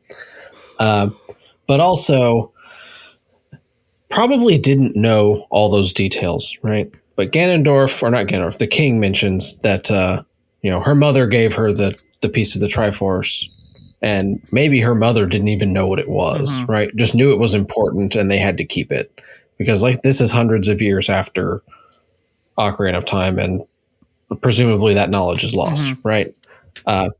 Possibly. You don't have but one opportunity to do this, but during last week's stuff, when you go back to the pirate ship with Nico. Yep. Did you go into Tetra's cabin? I did. Yes. So did you notice the stuff she has? I went in there as well. She has a lot of she has the map of the Triforce with the Triangle Islands and where the Tower of the Gods comes up. She has that map on her wall, which is why I didn't really believe her when she said she had no idea what he was talking about. Because I was like, you have all this stuff all over your walls. Yeah. So it seems at least apparent that maybe she didn't know everything, right? But that maybe something got passed down, that there was some knowledge they had, that there was something important, at least that there is something important in the Great Sea that is knowledge they, essentially had. So yeah, that stuff in her cabin where she's got a map of the Triforce essentially, is clearly doing some kind of research or adventuring on her own. Yeah, and I think it's interesting because you never know where to draw the line between Easter egg and lore revelation, I guess, Yeah, it's the sort of thing that is really easy to dismiss as an Easter egg if Tetra is not Zelda. Right. Yeah. Okay. Well, that's fair. That's a good point. I definitely think that the fact that the piece of the Triforce has been passed down in her family and they place so much importance on that, I think that does imply that there's just there's enough knowledge to where this was not the most surprising thing that she's ever heard in her life, And that's just something that we have to speculate on. We don't get explicit answers to that in this section, but all fun stuff to ruminate on. And we'll, over the course of the next few weeks, Matt, we'll see what Tetra's personality situation, we'll see how that continues to evolve. And I think you'll be pleased with it. That character's story really continues to go to some pretty cool places. So after we get done with all of this, I don't want to get into the dungeon itself yet, but we've got a lot of things we have to get done before we get to the dungeon. This section of game really just sent us all over the place. And I know in the plot recap, it was kind of made into a little bit of a joke about just how much you have to rely on fishmen to get you from place to place. And the thing is, I don't know that I dislike that necessarily. I mean, it's not hard. It's right. It's not like it's a pain to have to go get tips from Fishman and put these tips together. So my thing is, I didn't use Fishman hint to get to the ferry. I kind of wandered into it on accident, to be honest. I was about to say the same thing. I wandered into it. Did you actually get the oh shoot, I don't remember the name of the song. Ballad of Gales. Did you get the Ballad of Gales this week or last week? I got it at the very beginning of this week. That was the first thing I went and did. Me too. Okay. And I guess that is where it would be, right? And so that's sort of the thing is when I first played, especially, I had already wandered into those cyclones on accident. I knew that Cyclos was there and that Zephos had told me I needed to do something about him when I could. And so as soon as I had a way to, I went and attacked him. And then once you get the Ballad of Gales, you're just given a map. Here's all the places you can teleport to. And at that point in the game, it's pretty unlikely that you have sailed around already and talked to Fishman at all of them. I don't know what they are, so I just started clicking them. That's exactly what I did too. And the very first one that it lands on at the beginning is the Mother and Child Islands. And it dropped me right in there, and I just got fire arrows, and I was like, how do I get out of here on my boat? I tried to sail out of it for 5 minutes and couldn't, and so just teleported back out. So yeah, the Fishman seems more like it is probably the intended way, right?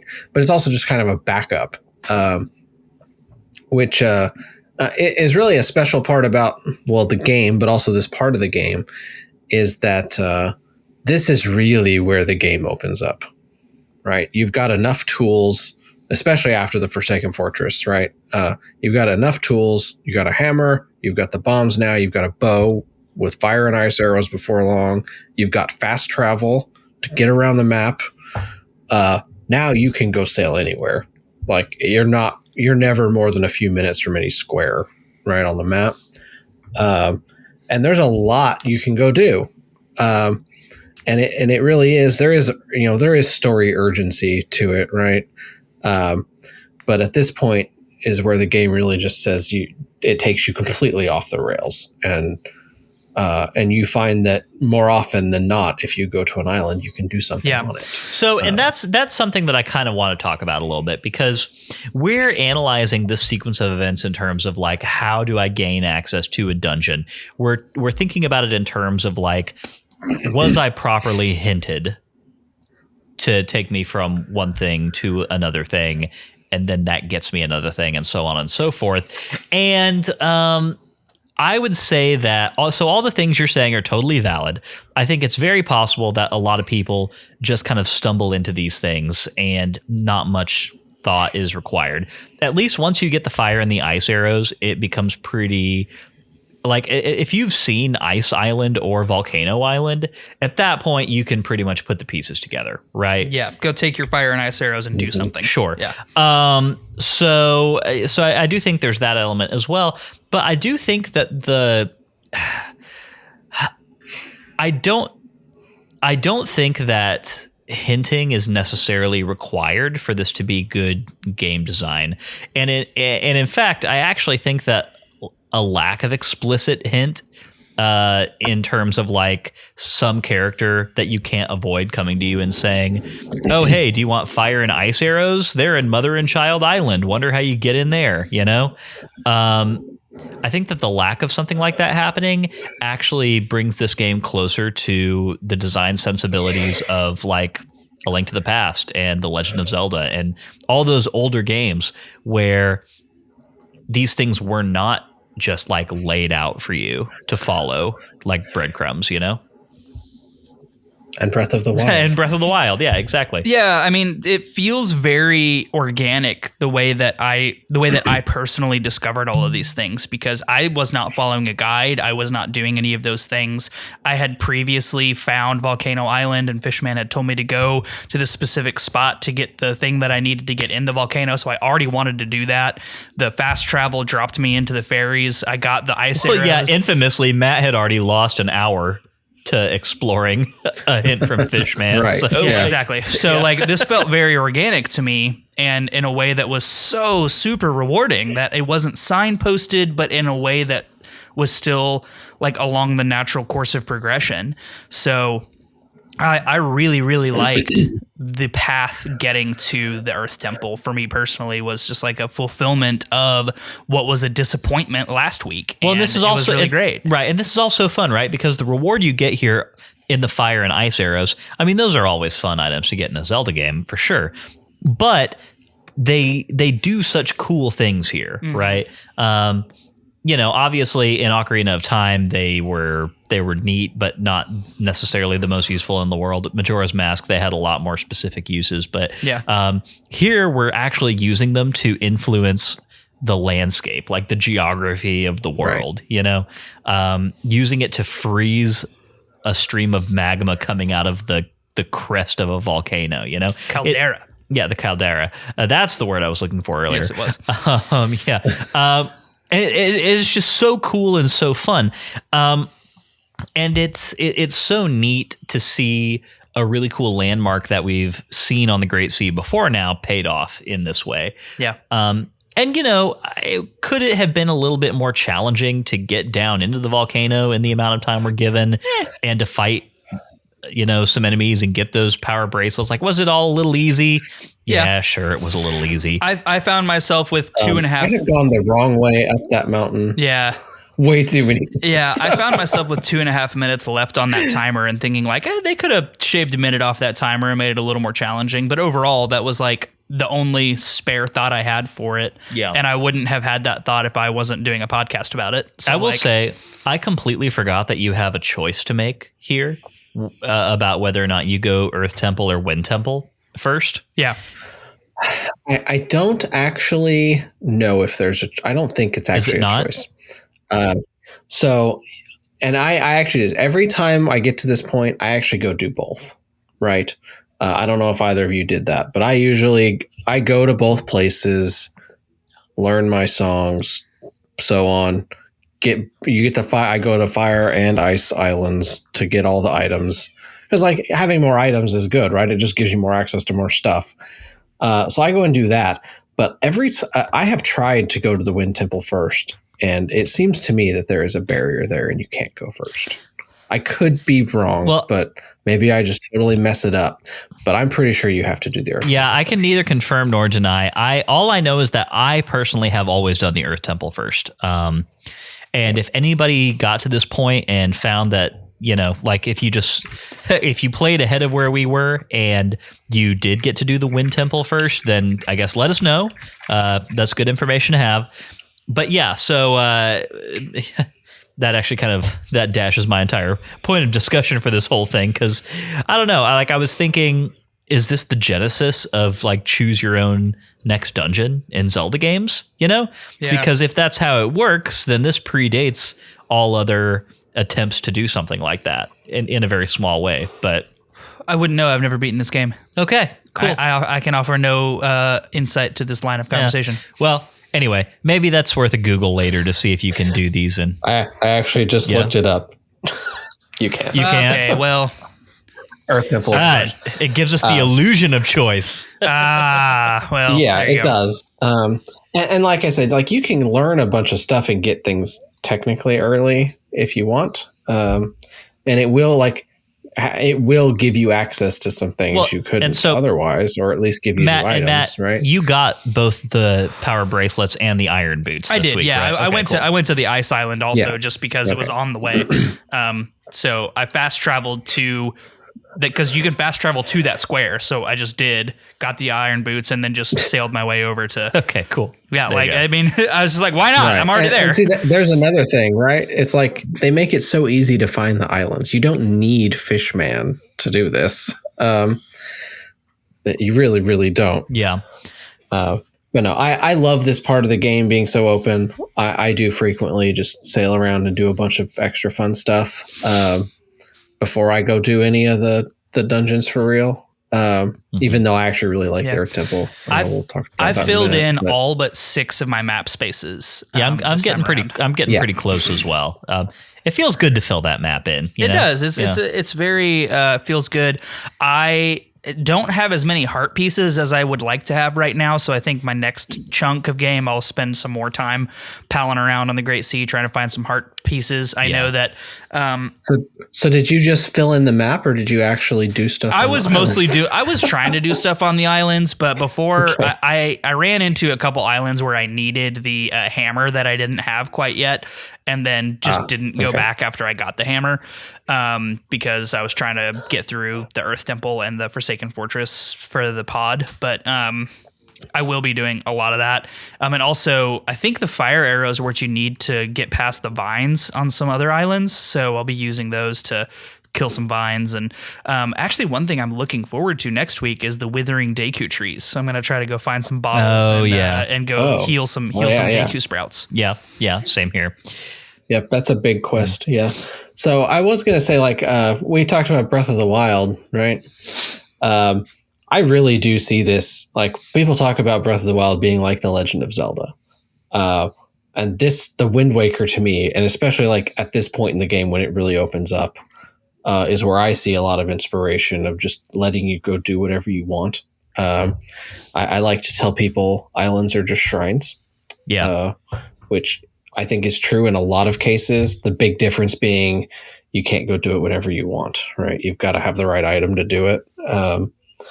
But like it just feels that way to me. And I think sometimes it's unfortunate even in like this podcast format where you have to stop yourself from going to do things, or like people insist on doing stuff in a certain order. It's a little unfortunate you can't do the Wind Temple first, right? Since they tell you could, but there's also just a lot of other stuff you do. Like I actually made sure you mentioned in the plot recap the Triforce, because every guide will ignore that. Every walkthrough ignores it. This podcast is doing it in an order for a reason, right? To keep it organized. But they designed it and intended that you would go do that when you wanted to. Yeah. And so people get frustrated and think the pacing of the game got messed up, because that was a very unusual thing in 2003 for a game to just say, go do this whenever you feel like it. And people just saved it for the end because they had to do it before they could. And that's continue. obviously a staple of modern game design, but right. But like, especially before this, Zelda was very linear, 3D Zelda especially, right? Very linear. You have to do things in a certain order. I also recall, have you all played Metroid Prime? I have. Oh, Prime? Oh, sorry. Yeah. I was thinking Super Prime Metroid game. or something. No, I have not. I have not played Metroid Prime. Oh, wow. You all should play Metroid Prime. Well, if they Metroid would, Prime has a similar if they would release thing. it on the Switch, then I would play it. Metroid Prime has a similar idea, actually, where there's a bunch of things and they're like, you need these. You've got to have them to finish the game. And they give you clues of how to find them. And you can't go get them all right away, right? It's Metroid. You got to have the right items. But a lot of people wait till the end of the game to do any of them. And then it's like, well, why'd the pacing of the game get so messed up? It's like, well, they told you about this at the beginning of the game. Yeah. You could have been doing this the whole time. There is an argument to be made there, though, about like, even though, yes, it is possible, is the game making it seem imperative to you? Yeah, is it necessary yet? Or is it going to be necessary later? I think if it's a common point of feedback that everybody's saving this thing for the end of the game and they all think the pacing of the game is messed up because of it, well, I think there's probably a reason for that, right? I think... Right. And I think you can see how like Breath of the Wild starts to address, like in any modern open world style games now. Yeah. They've started to figure out how to address those things and help you along. And it was just such a new idea to even have that capability, right? It made it a little bit. And I weird. want to juxtapose that with the fact that it seems like there are other things in this game that you could be able to do earlier than you can. Prime example being the ice arrows. Like last week, I was like, oh, cool. I just got a hint that I could go do this thing.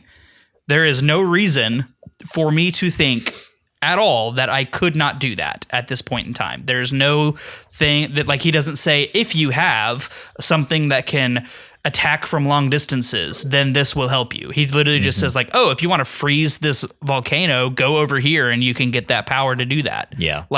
So I think it's also comes back to, especially in this era of gaming, it was not refined, right? Like you would sometimes get the hint and it wouldn't pan out. And sometimes you would get the hint and then it would just be like, go do and whatever you want, whenever you want. But it was never consistent. Yeah.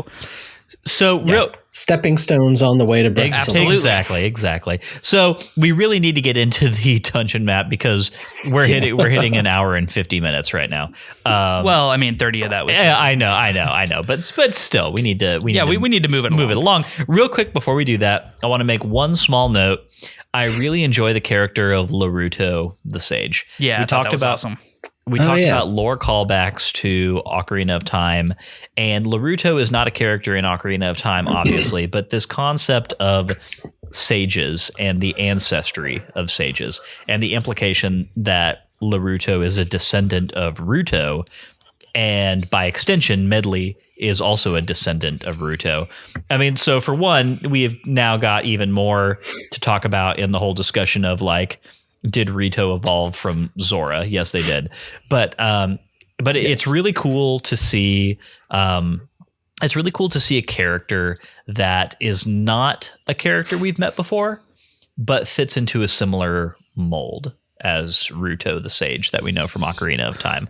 When she first came up, I literally said, "Oh my gosh, is that Ruto?"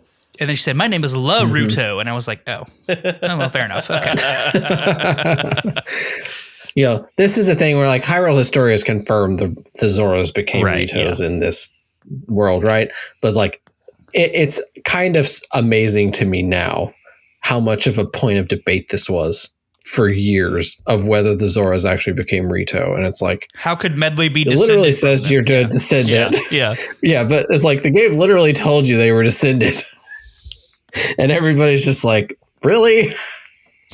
Well, this goes back to our discussion point in the very first episode of this show, where we got into the was it 6 24-hour days, or we're not doing that. Did it evolve very slowly over the course? We're not doing that. Nope.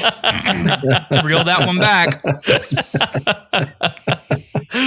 Oh, man. Reel that one back. It does make me wonder if like the early millennial Christian parents, if any of them heard about the evolution of characters in their video games that their kids were playing, and were like, evolution, more like evolution. We're gonna reel that one back too. Just pull that one right back in. I remember Pokemon cards. Oh my god. Man, we told you we went to private school. Our principal sent out a school-wide newsletter declaring the evil of the occult status of like Pokemon of like Rattata or Farfetch'd or something.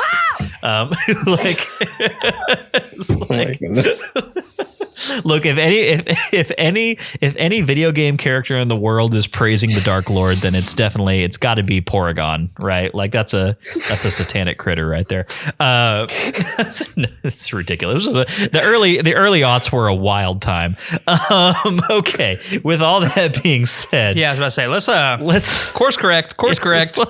let's get into part 3, which is Hey, the dungeon is kind of evil. I was about to say, this is more or less a shadow temple. It is. Let's get into part 3, which is the dungeon map, where we talk about this week's dungeon, from mechanics to music and more. This week's dungeon is the Earth Temple, which, as Matt just mentioned, is this game's analog to the Shadow Temple. And with it comes all the necessary markers of a Shadow Temple environment. Very spoopy. We've got spoopy environments. We've got hands that pull you into the ground. We've got ghosties. We've got bubbles that suppress your abilities. We have ghosts. We have freaking redeads. Dude, F these redeads, man. I have strong feelings. Matt, how about you tell us your thoughts on the redeads? Because this is actually, I was really excited to talk about this, because redeads are one of those enemies that are so, like, in my mind, they're so emblematic of like Ocarina of Time.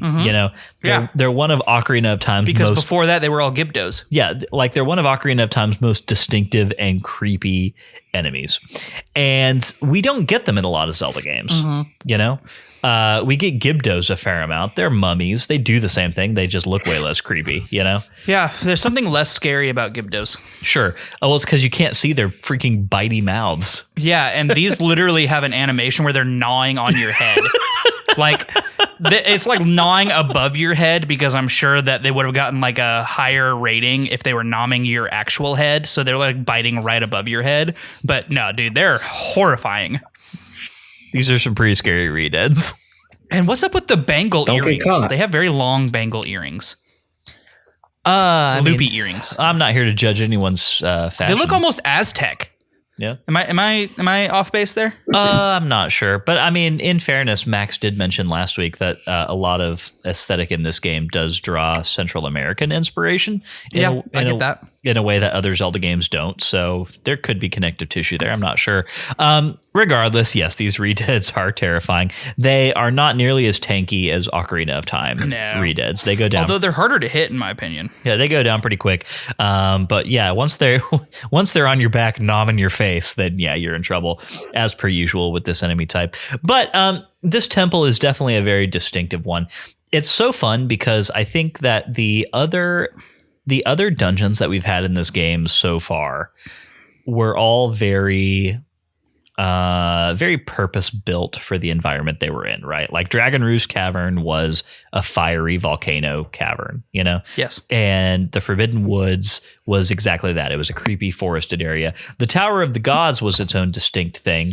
But again, it was like, this is a testing ground that was made for this exact purpose. One of the reasons that I like the Earth Temple so much is that it feels classic Zelda 3D dungeon in a certain way, where it's like, I came to this idyllic island, you know.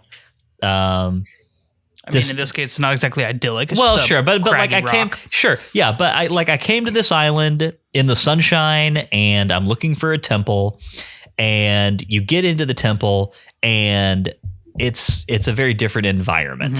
It feels very water cistern, ancient water cistern. Oh temple to yeah, me. like the dark area. of Yeah, it? because like, I mean, even in the very entryway, it's more spirit temple than shadow temple, right? And I think one of the things I really loved about this temple was it meshes very well the spirit temple with the mirror shield and the reflective mirrors and a lot of the iconography, the scorpions, like all of that is very reminiscent of spirit temple, but then it has the shadow temple creepy areas and the redeads. And like it goes, well, and just being a crypt. yeah, you know? exactly. And it's literally a tomb. Yeah. There are tombs, and that's what the redeads come out of, obviously, and the Stalfos as well.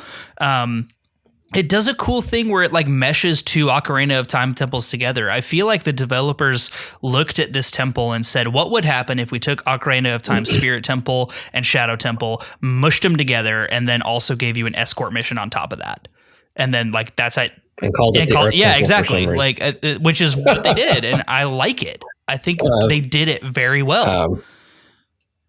Yeah, no, this is my favorite in the game. This is my favorite temple in the game. Part of it is just the theming of it, right? Like you said, like I love the Shadow Temple and the Spirit Temple as well. My two favorite dungeons in Ocarina. Actually, two of my three. I love the Forest Temple. Two of my top three. There you go. Yeah. Well, and I love the Water Temple a lot, but anyway, that's a different discussion. It's interesting, like you said, this is a temple, right? It's not just a mountain or a forest. It's like they built this, and it is a crypt of sorts, right? But they built it as a place for a sage to offer. It's a spiritual place of power, and it's like they didn't just build a crypt like just from a design, right? The main entrance to the actual crypt, right, where is the big head you have to reflect light onto. If you look at that, it's a redead. Yeah, like it is a redead, like kneeling down essentially with its palms on the floor. So it's like, are the redeads guardians protecting it? Like it's almost that question of, are these Ganon's minions actually in some cases, or are these defenders of the sage's place of power? Like the sages. Yeah. Oh, that's I hadn't thought about that. And then it's like, well, somebody like the royal family or someone built this, right? And the royal family in the Shadow Temple had the redeads also. What is all this? Like, you can get deep in lore with it, and that's part of where I really like it, because I love that whole story, I usually don't go for so the spooky temples in Zelda games are usually not my favorite ones. This one is really up there for me, and I think that's because I feel like this dungeon does really well what the Shadow Temple in Ocarina of Time does more poorly, in my opinion. I have always felt like the Shadow Temple in Ocarina of Time was a little too macabre. It's a little too horrific. It doesn't mesh with the vibe of that game super well. Like it is scary, and it does feel like a tomb and all those things, but there's a little bit more pure horror going on there, with like bodies on the walls and mentions of like torture and and combined with some like a smattering of like Party City Halloween yard decoration statues around the place. Okay, I guess that's one way to look at that. I do agree. It's not set up super well, right? It's kind of unexpected. Yeah. It's almost like you could just say it's like deep lore of Ocarina of Time, right? Most people that play it are just going to think, wow, this is a freaky room and not think any more of it. But there is a way to do spooky and make it feel heightened and a part of the world of Zelda. Like, I actually think that Akana Castle in Majora's Mask does this really well. You know, that area of that game is very spooky also, but it feels spooky in a way that's like relevant and it meshes with that world. And I never felt that way about the Shadow Temple in Ocarina of Time. I do about this one. And I think that's because we have this weird combination of Wind Waker's art style, which most people attribute as being like kiddie and goofy and whatnot. And it is. But when it's kind of like inverted here and used in its like nega form, you know, when you make something creepy out of that, it's just very effective to me, because it is still like the art style is still goofy. The shapes are very exaggerated. The characters are very exaggerated. We're still within a consistent art style, but just something about it is able to be so eerie and so creepy. And I think it's really effective. I don't want to say that it's scary necessarily, but I also don't think that's the intention. I think that it's just supposed to be a very heightened area, like a visually heightened area of this game. And it really it succeeds. I agree. Yeah, I think this is I think it like you said, it's different from the bright colors everywhere else, right? That just seem to imply happiness, even though the game's really not really that happy, right? There's a lot of dark storytelling here of bad things that happened. But here you see like, yeah, it's not just all happy. It's not just a kiddie world. It is like, I think it's part of what makes the art style so endearing is you can make this masterpiece of a dungeon with it and just it's not horror, but it's just dark. No, I love it. It's even hard for me to put I think into words, that it's but I love if we're gonna compare it to movie genres, it's more thriller than it is horror. And I think it succeeds very well for that. Yeah. Well, and so the aesthetic is definitely a big part of this dungeon's identity. Is super distinctive. I think it's totally appropriate that we spend some time talking about it. There's something else that I want to move on to, though. And it's gotten mentioned obliquely a few different points in this episode already. But in past seasons, Matt and I have both made no bones about the fact that we are not fans of escort dungeons. Escort missions in video games are generally speaking always the worst. And anytime anyone uses the term escort mission, I'm always thinking of Natalia in GoldenEye. When you're like, you're just trying to get stuff done, but Natalia's like, you need to keep Natalia alive, but she's just like taking sniper hits to the face, and you're like, damn it. Natalia's going down. I can't save her. I can't stop it. And obviously that's all very frustrating. But what we have here is a pure escort dungeon. From beginning to end, medley is required for all of the puzzle solving. You carry her with you for basically the entire thing. And spoiler alert, Matt, the same is true next week. Well, fuck. I would say I would put a caveat on that it's not as true. Not medley. It's another character, but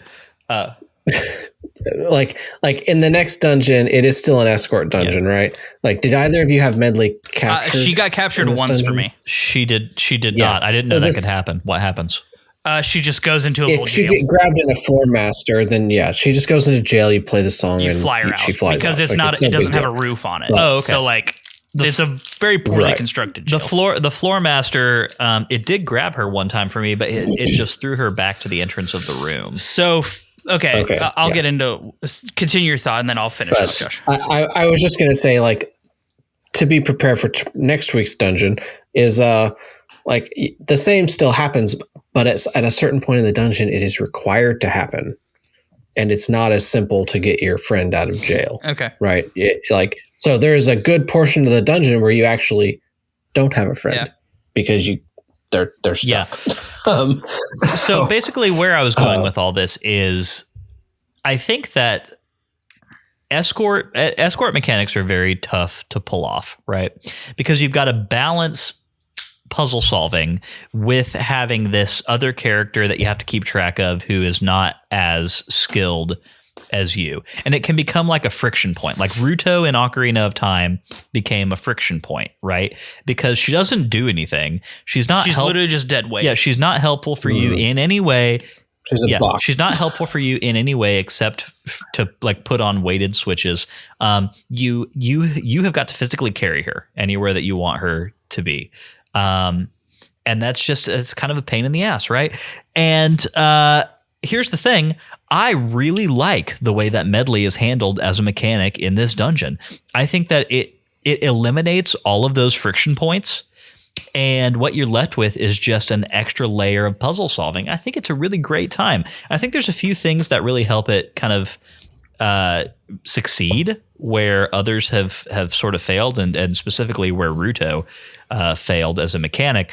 And that is, one, the ability to use call and just have the character follow you.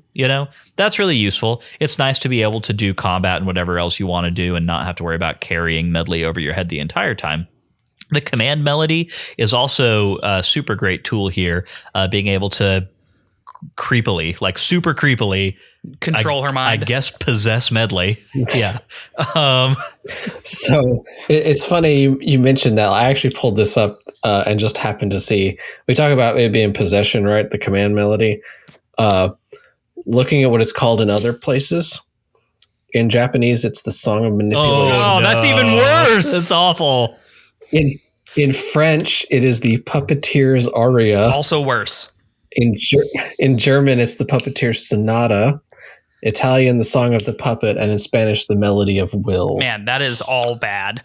So I actually had a note written down that when the King of Red Lions is instructing you about, like, telling you about the escort mission aspect of this, he looks at Link and he says, "Link, if you ever need to like do something, like just play that song that you got in the last temple, like wink wink." He doesn't call it anything. He just says, "Play the song you learned in the tower, and it will help you like direct her," or something. Like, he makes very oblique references where it almost sounds non-consensual. Like, if you need to take control of medley, play that song and she will just have to do it. It's definitely it gave me a weird vibe, and I didn't like it. From a lore standpoint, it's definitely creepy. But from a gameplay standpoint, I think this leads to a really cool result where you have a scaling of puzzle solving encounters in the dungeon, right? Like the necessity of using light is evident very early on. Yes. And the only way that you really have to manipulate that is via medley, who basically has a baked-in mirror shield, right?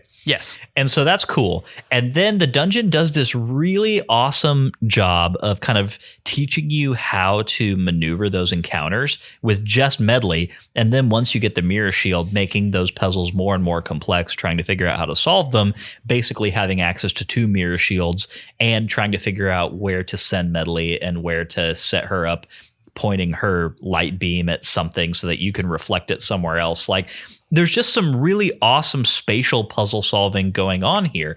And I think that's one of the areas that 3D Zelda games sometimes don't excel at, Like, a lot of times 3D Zelda games, like the dungeons that just don't stick with you as much, tend to be much more about like, moving blocks or shooting switches or just, moving through like combat rooms or whatever, or just like finding keys in the right order. And this dungeon does have those things, but there's something like, there's an element of like mental capacity. There's an element of problem solving that is required here for you to realize that, like, oh, my shield only reflects light in one direction, but if I put medley here and reflect light towards her, then it bounces back towards a thing that I need to hit this light beam with, like it's slightly more complex puzzle solving than I think we get sometimes in Zelda 3D dungeons. And it's taught to you very elegantly in this, in the Earth Temple, I think. And Matt, I want to send it to you because I know that your opinions on escort missions are probably stronger than even mine. And I'm really curious where you netted out with all this. Yeah, so I think the escort parts of this mission still don't resonate with me. Like, one simple change that would have made me have almost zero complaints is let Medley follow me through the door on her own 2 feet instead of me picking her up and carrying her through every single fucking doorway. Like, that is just, it's such a minor thing, but it annoys the shit out of me. Like, the first 3 doors I went through, I had to turn around and go back and pick her up and carry her through. Like, is it really that hard to get an NPC to follow me through this doorway? I can use the call mechanic and she can follow me around the room, and she's immune to damage, which is really nice, except for wall masters who can put her in jail. That's all fine. Like, she's not going to die on me. That's good. But she's not going to get Natalia'd. Exactly. She's not going to get Natalia'd. But she is still just like hanging out, and like she's baggage still. But all of that went more or less away when I had to use her very strategically in the puzzle solving, especially in the room where there's like 10 mirrors. The boss key room? Yep. Yeah. Yeah. No, it's not boss key room. It's leading to a lower level. The main puzzle that leads to the boss key. Yeah. So that whole room, utilizing her mechanic of redirecting light with her harp to redirect light with the mirror shield, was so well done. It was one of the most well done complex puzzle mechanics I've ever seen in a Zelda game. It was just phenomenal. And like the way that they were able to make it not punishingly difficult by like pinpoint accuracy, but still like you have to be accurate and it has to be kind of in the area. Like it was just so well done and I liked it a lot. And you basically have a Kuko over your head that you can float around with, or a Deku leaf that doesn't use magic. Using her flight ability to get to different areas in the room that Link can't get to by himself was really good. Like all of those things were really, really phenomenally done. Just let her walk through the fucking door. It's not that hard. I'm sure there's a very technical reason that was not possible, but like, I mean, part of it, like I agree that if you've hit call and have them follow you, they should follow you through the door, right? Part of it is that you can actually leave Medley behind. Right. Like she doesn't have to go in every room with you. Like that's part of the mechanic too, that they can be in 2 different places. But yeah, I get that. I'm a little surprised. I guess it's not super surprised, kind of happy that that's the part that bothered you though, because the number one complaint with all of this in the original version was needing to play the song.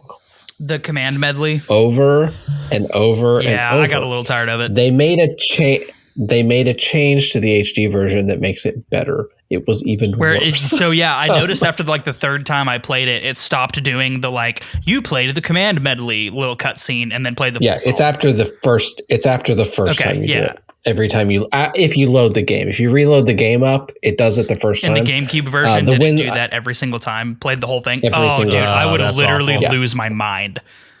I would have been so angry. And the Wind's Requiem does the same thing. The first time you play it, when you load up the game, it plays the whole thing. Every subsequent time, it skips that part and just lets you change the Winds. That would be really annoying. It would have been better if they could just map it to a button. Yeah, seriously, that would have been so much better. Like, I get it's not thematic that way, right? Because the whole point is you're using the Wind Waker to play a song. Yeah. That'd be like saying, well, why do you have to play Zelda's Lullaby so often in Ocarina of Time? It's a central game mechanic, but I don't think you've played it yet, but I'm pretty sure you haven't. But Spirit Tracks has a similar escorty thing, but you can just hit a button and swap between them. Neither of us have played Spirit Tracks.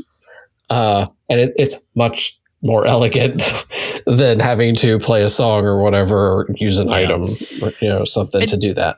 Look, I totally get it. There are some elements of this dynamic that are not as fluid as they could be. There is a little bit of friction here. I didn't mean to imply that this was an escort situation with no friction whatsoever, but I do think that the positive is much greater than the negative. I totally agree with that. Yes.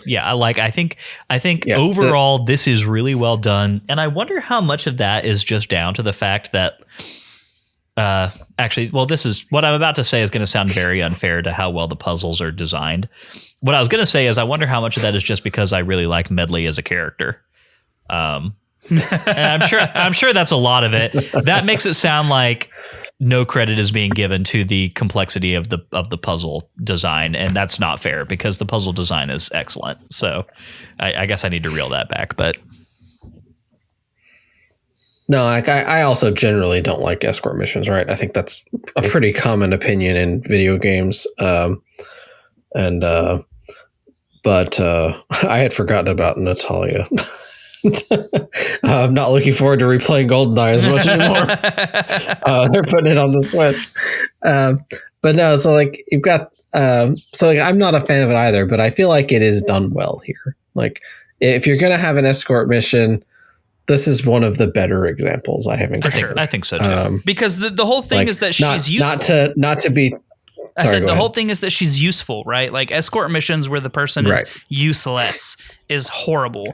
Like I think another game that does this fairly well is Witcher 3, where you have a couple escort missions where you're walking around with sorceresses and they're like actively killing monsters with you. And like those are fun because you just like have a buddy.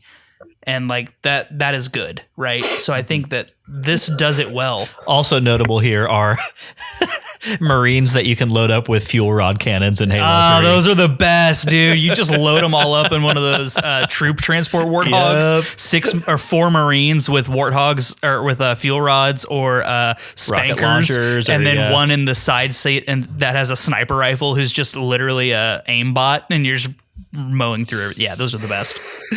Sorry, Josh, I cut you off completely and then went on a tangent. It's fine. No, you're fine. I was going to say, like, I were being a bit of a downer, but repeatedly about next week. But, like, I am not so fond of next week's escort thing. I don't find it as interesting puzzle-wise. I think it's more annoying. I don't think it's as well done. To me, this dungeon is the highlight of this game.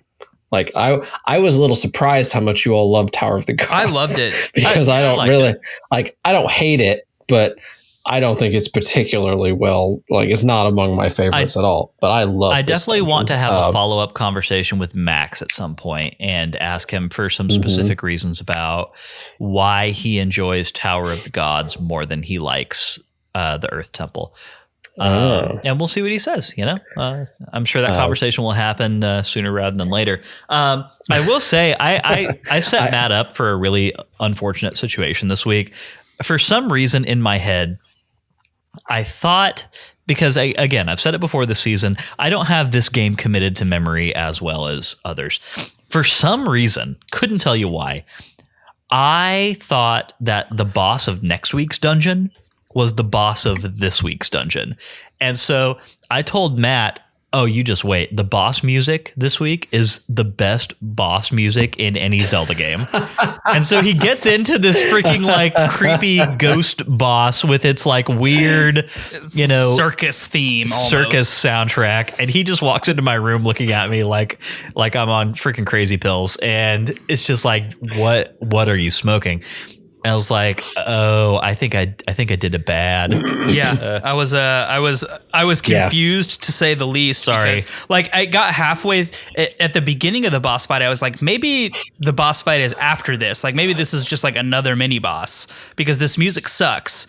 And then it just kept going. And I was like, okay, maybe he's just wrong, or maybe he just has very bad taste in music. Or he's just trolling you. I know. So like I walked into his office after I played it and I was like, are you sure that this is the boss fight you were thinking of? And he was like, what do you mean? And I was like, the giant ghost that you have to throw into a wall. And he was like, oh no, not that one. And I was like, okay, good.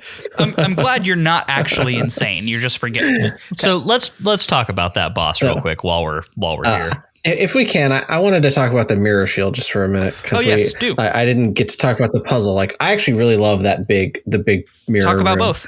And I thought it was great that you mentioned how they increase the complexity and they do really cool stuff with the mirror shield, right?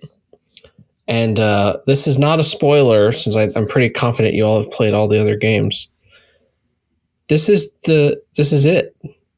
The end of the mirror shield. It's never come back. Yep. The Minish Cap has the mirror shield in it. but it's just a special optional item you get after you've beaten the game. Wow. That doesn't do anything.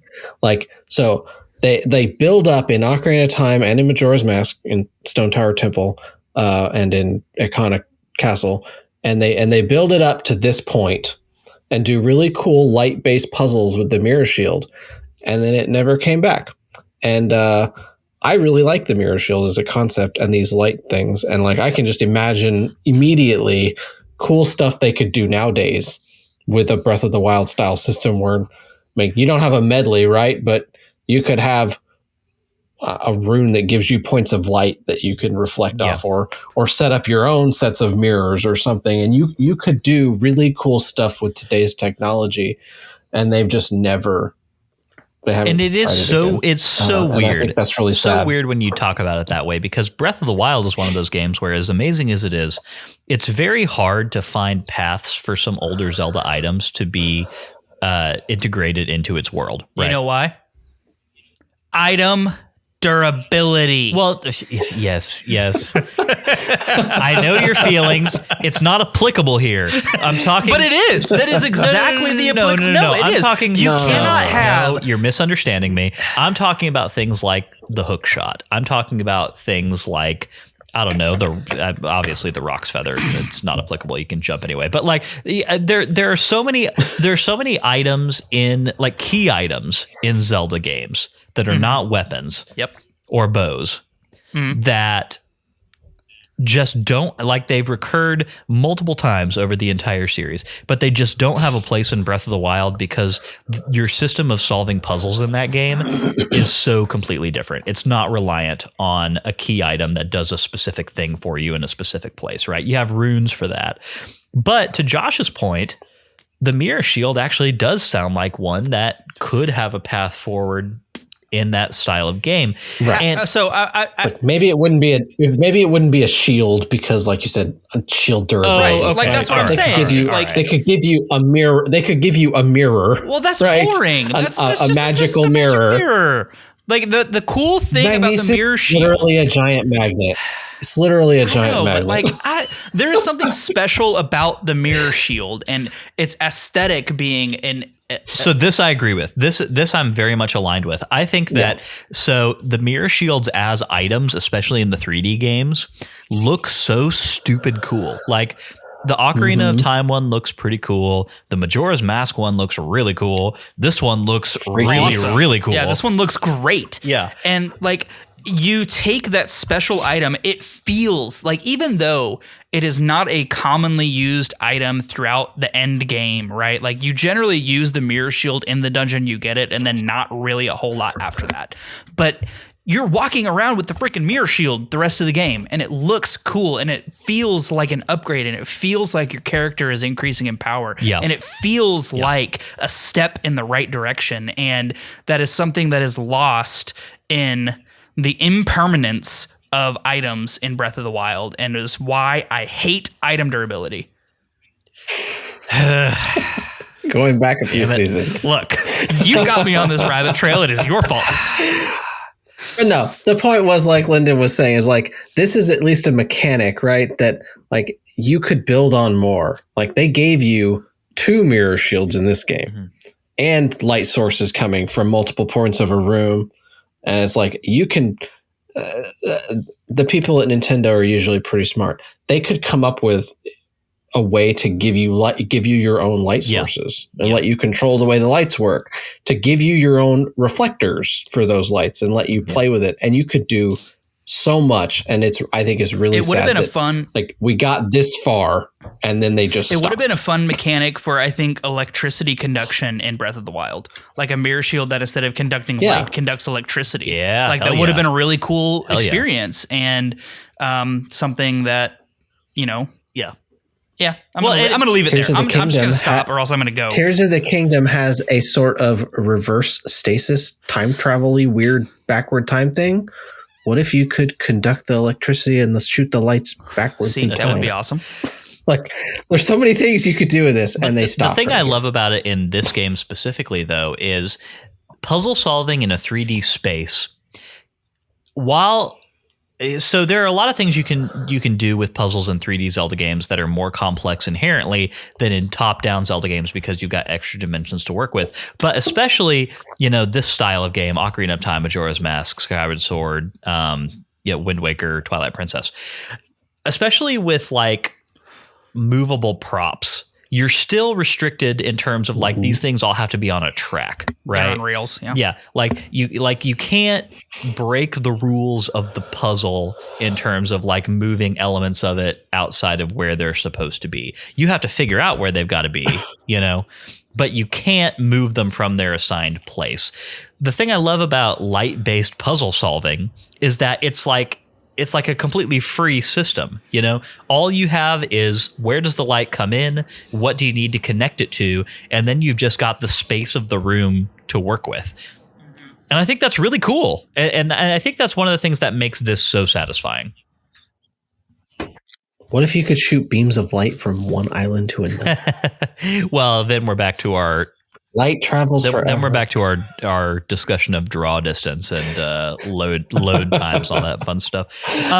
Okay, so did you have anything? Excuse me. Did you have? No, let me talk Jalhala. Jalhala the boss, which I just had to Google that name. Again, this is like a recurring bit this season. Please just tell me the names of these bosses in the game. Oh yeah, no, and that was you all mentioned that was not in the GameCube game either. These boss names are the boss names are in the not the manual, in the player's guide, right? But did you ever go to the Nintendo Gallery? I have been to the Nintendo Gallery, but I did not have the pictograph box when I went there, so my ability to like do stuff in it is very limited. That's how you get the names of everything. Okay. I mean, that's cool. And I do intend to like mess around with the Nintendo Gallery a bit before we kind of, draw curtain on this game. I don't know that I'm going to like 100% it, especially just because. No, you're not. You'll have to replay the game a few more times. Well, that's the thing, and I've been led to believe that there's no gameplay incentive to do so. It's all just fun Easter egg stuff, right? So. Yeah, it gives you the names of things and then tells you things about every character, every enemy in the game, right? So you get little bits of trivia and learn about the people in town. You get a fun Easter egg. It's like a Navi blip about someone, right? Like imagine in Ocarina of Time, if you could just highlight anyone and Navi would tell you about the random townsperson. Right. That's what you get. Yeah. And actually, in fairness, this is a little bit of a rabbit trail. I do sort of miss that Navi mechanic in enemy encounters in later games. Yep. I love King of Red Lions as a companion character, but I do miss the informational aspect that Navi and Tattle had. Totally agree. Around enemies. That's neither here nor there. Okay, so Jalhala. Here's the thing. This boss has got a lot of personality. I think this is a really fun design of a boss. Like it's got, its whole concept is interesting. And the fight itself is fun enough, Yeah. It is neither my favorite nor my least favorite boss fight in the series. Is it hard? No. Is that question difficult for me to honestly answer these days because very few Zelda bosses are actually hard for me anymore? That is so true. That's kind of like, this is a hard discussion sort of to have now, right? Because I rarely feel challenged from a combat difficulty perspective in these games anymore. Yeah, I agree completely. I think that like it is the recurrence of the goofy vibe that continues to be prevalent within this game that I am just still having a hard time getting past. And this boss is kind of the embodiment of that to me, right? He feels like the goofiness of the caricature of the genie in Link's Awakening combined with the weirdness of Zant in Twilight Princess, and you bottle that all together. That's fair. Actually, that's really fair. Yeah. Like I just don't like the aesthetic at all, and like the mechanics of the fight were fine, and the fact that he can like jump on you to not only hurt you but misdirect you to where your controls do weird things, like that's a cool mechanic for a boss. Man, I like that. Zant, talk about your great character designs. Yeah, seriously. And then like all of that just is so counter to the the character itself. And like I beat it and I was like, I mean, cool, I beat it. Like it was fine, I guess, is really where I'm kind of coming down on it. And the goofiness just really ruined it for me. I feel like if they had taken him seriously and made him scarier and less ridiculous, less clown-like, it would have been a really great boss fight. I like this boss more than Kali Demos and less than Goma. Yeah, I agree. Oh wow, I would say like the opposite, but I really like Kalidamos. I actually really like this fight too, and I've made no secret I love the art style. Like I mentioned in the Discord the other day, like I don't really like Valu's design, and I don't really like the Great Dekutru's design. They're like those are too goofy. I wish they were toned down. Jalhala, I don't think so. I like the design of Jalhala. And it is like he's a clown ghost. Like that's what it is. And it's like the little pose that make up Jalhala are basically little tingles almost. And this is the height of Tingle, like in the Zelda series. And Tingle is probably my least favorite addition to Zelda in general. So there you go. Right. And it's like, this is not even the weirdest that Tingle gets. Like he's got his own game. He's got his own games, right? It's like, this is not even pure Tingle. But like, I love the whole comic book cartoon design of most of this game. I do really like the fight. Like you said, I think you can say about just about every fight, they're really not that hard. But Zelda bosses are more about solving a puzzle, right? It's about figuring out that you stun him and you throw him into the pillars on the wall. It's not really about the difficulty of it. I did want to add, I don't want to spoil it if no one's gotten it yet, but has anybody gotten 10 Nights Crest? Yes, I did. I don't know if Lyndon did. He's doing something right now. I think he's getting some water, but I did. And the hurricane spin was just absolutely so clutch in wiping out the little pose once they pop out. Like I wiped out all but 2 of them in 2 rounds because they just ran to the opposite end of the room, and so I had to do a third damage phase just so I could get those last 2, which kind of annoyed me slightly. But I did a couple things on my playthrough. I mentioned I actually already finished the game. In my playthrough, I actually skipped the Swift Sail just to get that feeling of what it's like without it again. Wow, bold. And I skipped the hurricane spin. Mostly on accident. Originally, I got to the boss and I was like, "Oh, I forgot to go get it. I should have done that. It would be so." But then I was like, I haven't fought him without it in a long time. I'll just see how it goes. And it does. It takes more rounds, right? It probably took me 5 rounds or something to defeat them all without it, because you can still use a normal spin attack at the beginning and still kill 5 of them at once. But even even later in the game, I just kept forgetting to go get it. And then I was like, whatever. I'm just not going to worry about it. It's fine. It is what it is. I'm not going to worry about it anymore. Like it is an optional fun thing to have. But I did skip it this time, and it did. Like the fight is fun, but yeah, if you have the hurricane spin, it totally trivializes. Yeah, like it was really nice, and I don't know that I would say it trivialized it for me. Again, just being the first time I ever played it, like it felt like it was almost a necessary part of the fight. Was just getting that many Poes killed in one spin was so key, because like there's like 20 of these things, so the hurricane spin just came in such handy use for this very specific purpose. I don't know that I would see very many uses for it outside of this very specific boss. So it almost feels like the hurricane spin was mostly fun. It's like it feels like the hurricane spin was designed for this encounter. So this is where I need to mention that I don't actually have the hurricane spin yet. Yeah, Josh was just saying the same thing. He didn't get it. And I was saying I forgot to go get it, and then because you need 10 Nights Crest to go unlock that from Orca, right? Yes. Okay, right. Cool. Yes. So I'm going to do it. And you can have them, but like you can actually, if you do it right and don't miss any, I believe you can have 10 after you get the Master Sword, after you've beaten all of the Darkness in Hyrule Castle. Yeah, I'll do that. I had 9 when I left that area. I was kind of annoyed. Yeah. Yeah. No, so like it trivializes it if you get lucky, right? Technically speaking, there is a limit to how many Poes you can kill in one round. actually. If you use the hurricane spin right, you'll just happen to hit more than you're supposed to at once. It has a locking mechanic where you can't one face this boss. Yeah. Right. So like without it, the fight takes longer. And there are a bunch of, like you said, interesting mechanics. Like every Poe in the game can reverse your controls if you let them possess you. But the boss just touch you basically to reverse your controls. I think his fire attacks sometimes are a little hard to dodge, and he'll blow you all around the room too. Not if you have the iron boots. The spikes. And see, not everyone will have the iron boots or think of using the iron boots.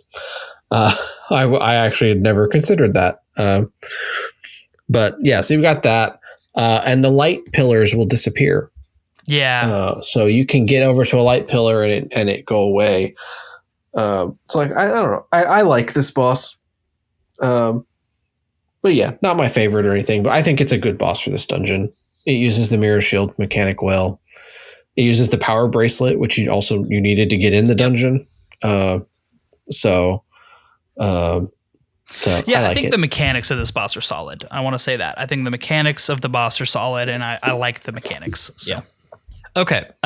So with all of that being said, does anybody have anything else they want to say about the Earth Temple before we move on to the remaining portions of the Sacred Realms rundown? The song is amazing. And the fact that it is the intro song, but just like in harp form, it like, oh my gosh, like I love this song so much. Was that like just a really fun little moment for you? When you, I texted you. I literally texted you and I said, oh my God, it is the intro song. This is amazing. Like it's so good. I don't know. Why is it the Earth song and not the Wind song? And you would think it would be the Wind song, right?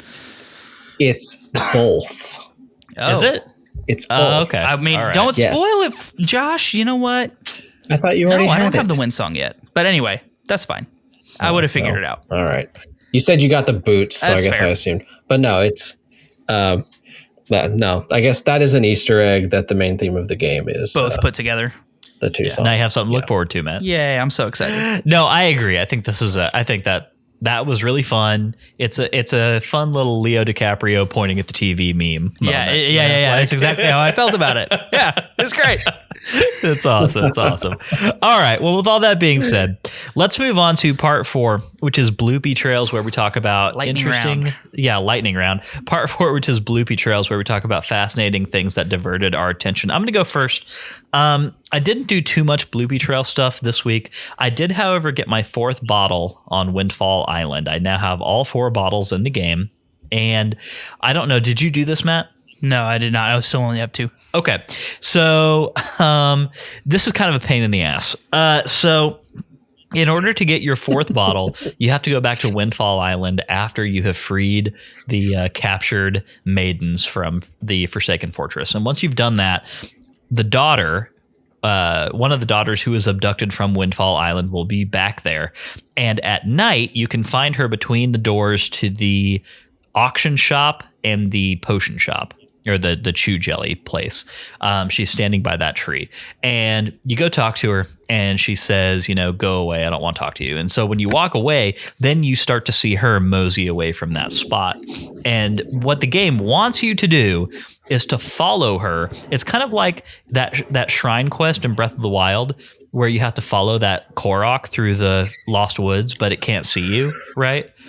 And you remember how much of a pain in the ass that was? Yeah, I hate that one. Yeah, okay. So it's like that. You got to follow her around Windfall Island, far enough away to where she doesn't see you, but close enough to where you can still see her. And then at the very end, she comes to the safe that is in the little shop stand underneath the coffee shop. She goes in there and is trying to rob the safe, is the implication. And what you're supposed to do is once she gets to the safe, you run up to her and then you confront her and you have to answer some questions. And if you answer them all correctly, then she gives you your 4th bottle. In practice, this is a huge pain in the butt, and I failed it 5 times before I finally just figured out. Okay, I need to trigger the whole sequence of events and then just go wait by the coffee shop until she gets there. You don't have to follow her the whole way. You don't have to follow her around the all. island. Yeah.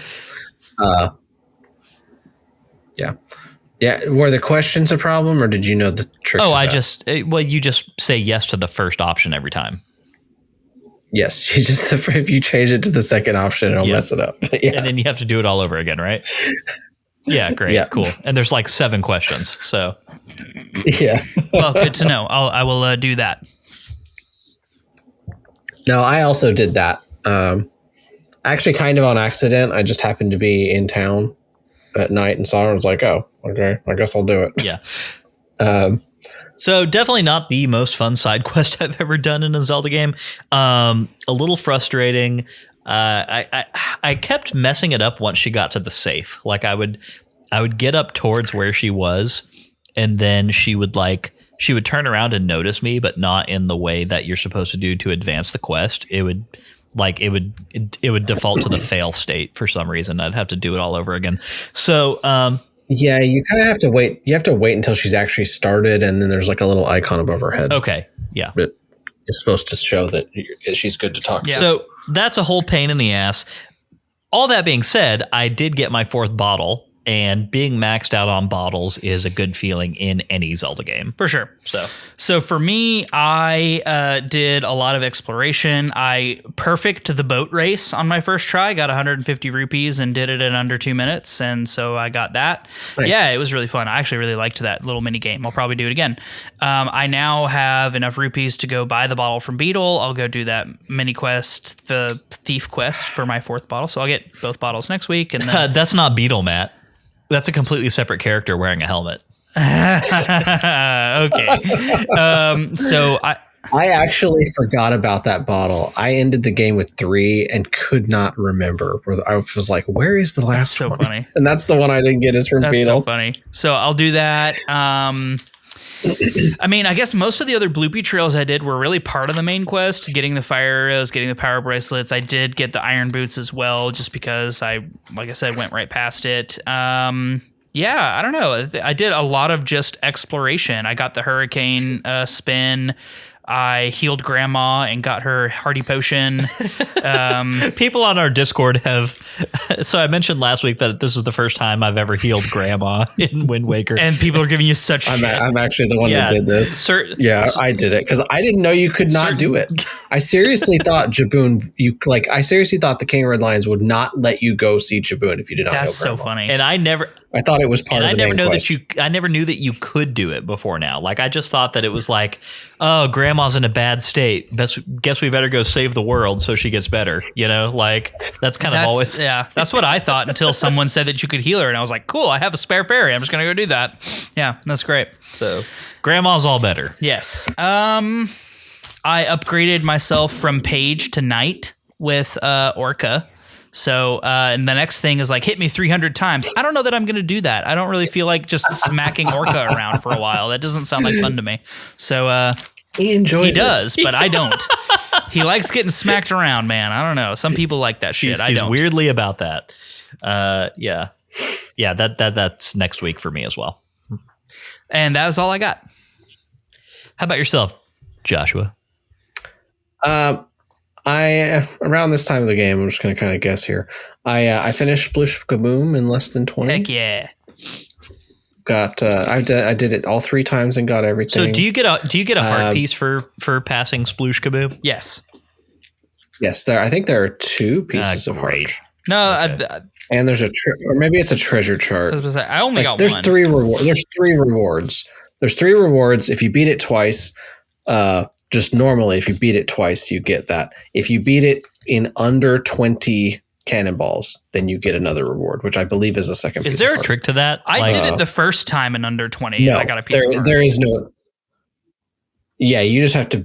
I don't know how that triggers in one way or another, but you might want to go try again. But no, there is no trick to it. It is random. Some speedrunners have, in quotes, figured it out. But their method of figuring it out is they basically have a separate tool they open that essentially gives them the probability. It works out if you've clicked a couple, then what's the probability it'll be in these other spaces? They're counting cards. So, so like it's a cool tool, right? And I'm sure really, really helpful if you're speedrunning it. But it's just random. It's Battleship. I mean, it's so no, but I do like that game. I like it. I did the quest where you light the windmill, make the windmill work again. I don't know if you know that one. Yeah, where you? I haven't done it. I know about it. You have to light the beacon on top of the windmill. Yeah. Right. You gotta make the wind go the right way, and then power on the windmill, and then light the beacon. So I did that and sailed around a bit, just to a few of the islands. And then I also did hide and seek with the killer bees. I think you all did that much earlier, but I had not done that. And gave Miss Marie all her joy pendants. I finally have 20 joy pendants, and I'm taking them to Miss Marie. So, do you know the trick to joy pendants for your future replays? You can use the grapple to get them off bokoblins before you kill them, which is how I got my last Every time. 8. Yeah, that's how. When I start the game up, since I know I need them, right? As soon as I've got the grapple hook, every bokoblin.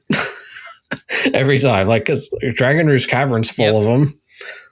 You find them all over the Great Sea on the little sea platforms. So and is stuff. that quest the way that you get access to the Oasis? The Oasis. You need to get it for the Cabana, which is for a future week.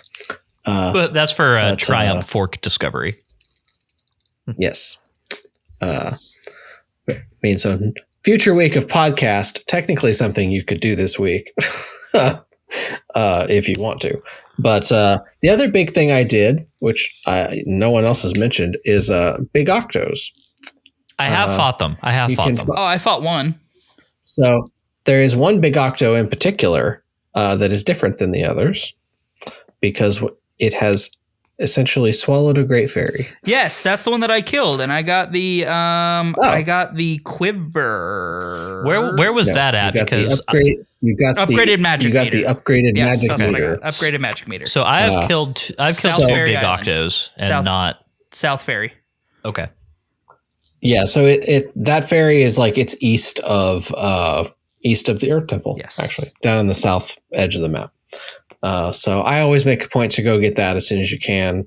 I don't tend to do lots of big octos on my casual playthroughs, but there's good stuff in them, right? Pieces of heart. The biggest thing I need to do going forward is to clear out some of my treasure maps. I was saving them for the moment that I had more wallet space, and now I do. So.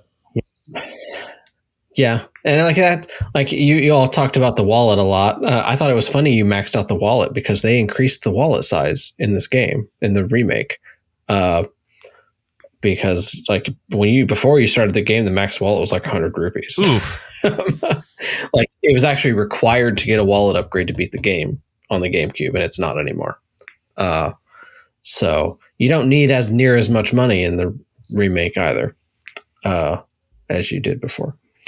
But all good stuff to know. But yeah, treasure charts are fun. I like going and hunting those down sometimes. Yeah, I think so if you're looking at our schedule right now, we have 1 week devoted to the Triforce quest, and I think that is just going to end up becoming Triforce quest / just getting lots of side quest stuff done week. That's what that's. Well, we be. have a whole episode devoted to tying up loose ends. Do we? I don't think we do. Pretty sure we do. We have access to our own schedule. Isn't it pinned in the Discord? I think so. And on our Twitter profile? I think it is now. Yeah. Hold on.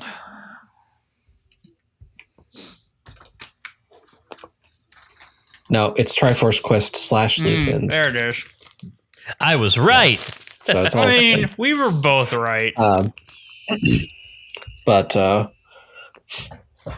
But no, so a lot of the things I go off and do is I tend to start the Triforce quest early. Yeah, and I probably will do a few next week.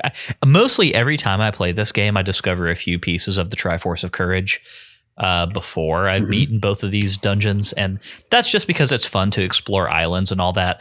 Like Matt said earlier, right? That hasn't happened for me this time because we're on a schedule here, you know? Right, you're on a schedule. And that's part of the you all mentioned why they lock you in a certain path at the beginning of the game, and that's part of the reason too. So actually, you can't just go discover pieces of the Triforce of Courage, and it's also part of why they did not make all of them easier to do. Without saying any more details, but like they made it easier on the HD remake. They didn't make all of them easier because if they did, you'd be able to get pieces of the Triforce like after the second dungeon. Absolutely. And they didn't want you to do that. We'll get more into that in a future week. That's going to be a big topic of discussion because, spoiler alert, Matt, one of probably the most major change in the HD version is that week. So we'll talk quite a lot about that.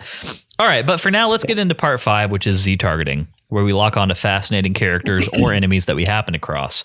Josh, I'm gonna let you go first. Prince Komali, who really has a glow up this week. Yeah. So we see him twice this week, right? Yeah, twice, because you see him at Forsaken Fortress, and then you just get a cameo when you pick up Medley. But Komali is maybe my favorite character in the Wind Waker. He gets a lot of like you said, a glow up, but you see him multiple times, and I guess it's a little spoiler. It's not the last time you see him this week. And like, I don't know if you can find him if you just wander around and look for him too. But like, he's I can compare him a little bit to Colin in Twilight Princess. Like the character that looks up to Link and wants to be a hero, wants to be better. I don't know. I really like his character. I love that he comes to your rescue and that you get to see him with his wings, that, he finally got the courage to go see Valoo after Valoo's not crazy anymore. But then also that the whole bit where he still looks up to Medley and looks up to Link and isn't totally on his own yet until he's kind of forced to be, because Medley disappears and maybe he's a little bit of a jerk and doesn't say goodbye. Fair enough. I thought that was a little low. Yeah. I was not a fan of that personally. Regardless, that's a good pick. And I was very, very happy to see Komali participating in our big rescue moment from Ganondorf. Yeah, that was a lot of fun. Yeah. Matt, I'll send it to you next. Who are you feeling for Z targeting this week? Laruto. Okay. I like Laruto just not only for the obvious callback to Ruto, but her persona as a sage and the different kind of, I guess, the different form the sages take in this timeline, where they're kind of empowering the Master Sword and the seal. And I thought she was a good character, and the song that she plays, the harp, all of that kind of embodied really well. It's fun to see a Zora in this timeline instead of just Rito. Good character, in my opinion. I thought a good callback, solid all the way around. As has been mentioned before, I've always liked Laruto. Yeah, Laruto is cool. As has been mentioned before, super weird that we only see one Zora in this entire game about traversing an ocean. But yeah, and that's part of it. Like, I love the designs of the Zora, like the design that originated in Ocarina of Time, right? And so just getting to see it at all in the new art style was great. Totally agree. Yep, couldn't agree more. I'm actually going to go with the descendant of Laruto, which is Medley. I think this is a big spotlight chunk of game for Medley, and I think that it's not often that we spend this much time with a side character. And as we mentioned in the dungeon map, I love all the mechanics that revolve around Medley in the Earth Temple. I think that it's a lot of fun having access to her as a character to get through that dungeon. But just in addition to that, I like Medley's personality. A very brave character, like just very willing to help Link. I like it's very interesting. We have kind of a triangle of character interactions on our Z targeting this week between Komali, Medley, and Laruto, right? And I think that that's really cool. I think I like the dynamic that Medley has with Komali, where she cares about him very deeply. She just wants him to live up to his potential. He now is starting to do that, and Medley is having her own series of heroic moments, right? And I just really enjoyed that. I think there's something very charming about the design of her character and just the way that her mannerisms are like animated in the game. I'm a big fan, and I'm looking forward to seeing her again once or twice before this game is wrapped up. But there you go, Medley. You get my award for being an escort character that I enjoyed. I enjoyed participating in your mechanics. So good on you. So I'm glad you mentioned that we don't get to control other characters very often, because I kind of forgot to mention that. This isn't the very first time that happened in Zelda, but it is the first time it happens for more than like a minute. Technically speaking, Kafei is the first character other than Link you're ever given control of in a Zelda game, but only for, a minute.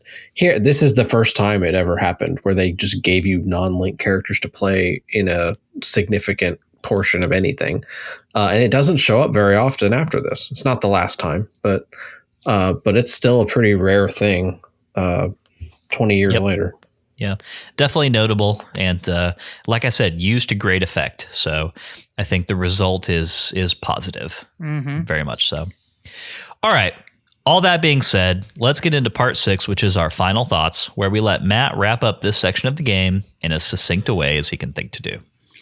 This section of games sets us off into another great round of exploration and an even better round of story building and world building for the realm of the Wind Waker. It sets us off to saving Errol, which has been kind of the outset of our adventure, but then gives us something else to chase, which is the downfall of the evil king in a more personal way. Would you say it's been the outset island of our adventure?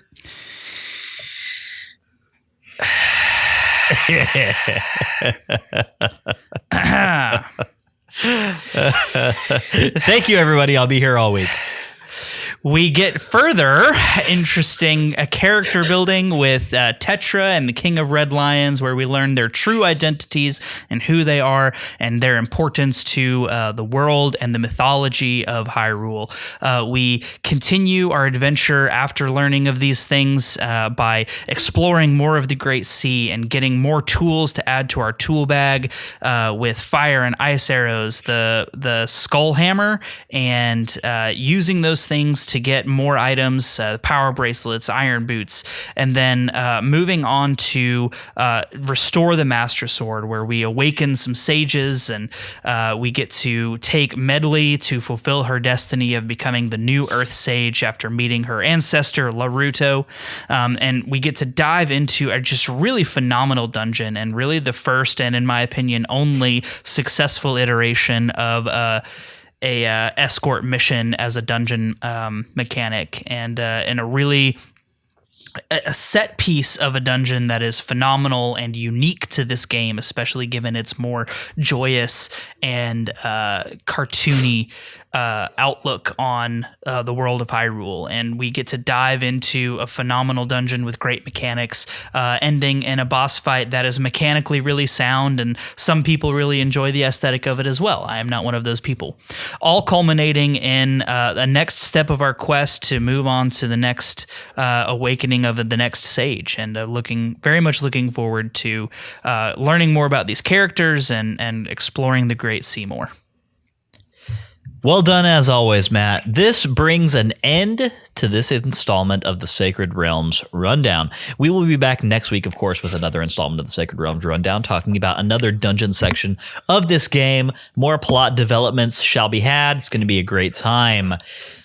Wow. Look, there was a lot to talk about this week. This was a big section of game. Yes. Josh, I'm really happy that you could join us for this one, because,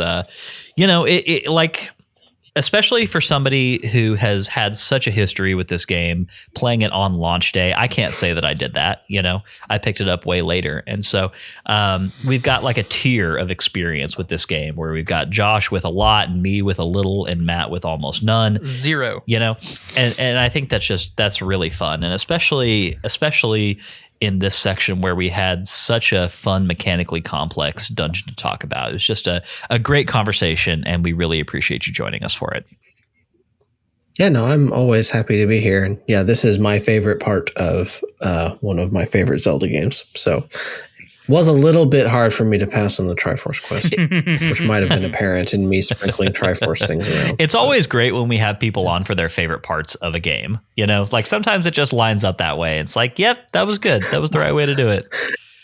I was honestly a little surprised because the Earth Temple I thought was like really, really popular. I was like, Max or someone's going to just snatch that up immediately. Well, I think you're right. I think it is. I think Max seems to be kind of an anomaly in that he prefers the Tower of the Gods, and Cody, I think, was concerned more with the scheduling of everything.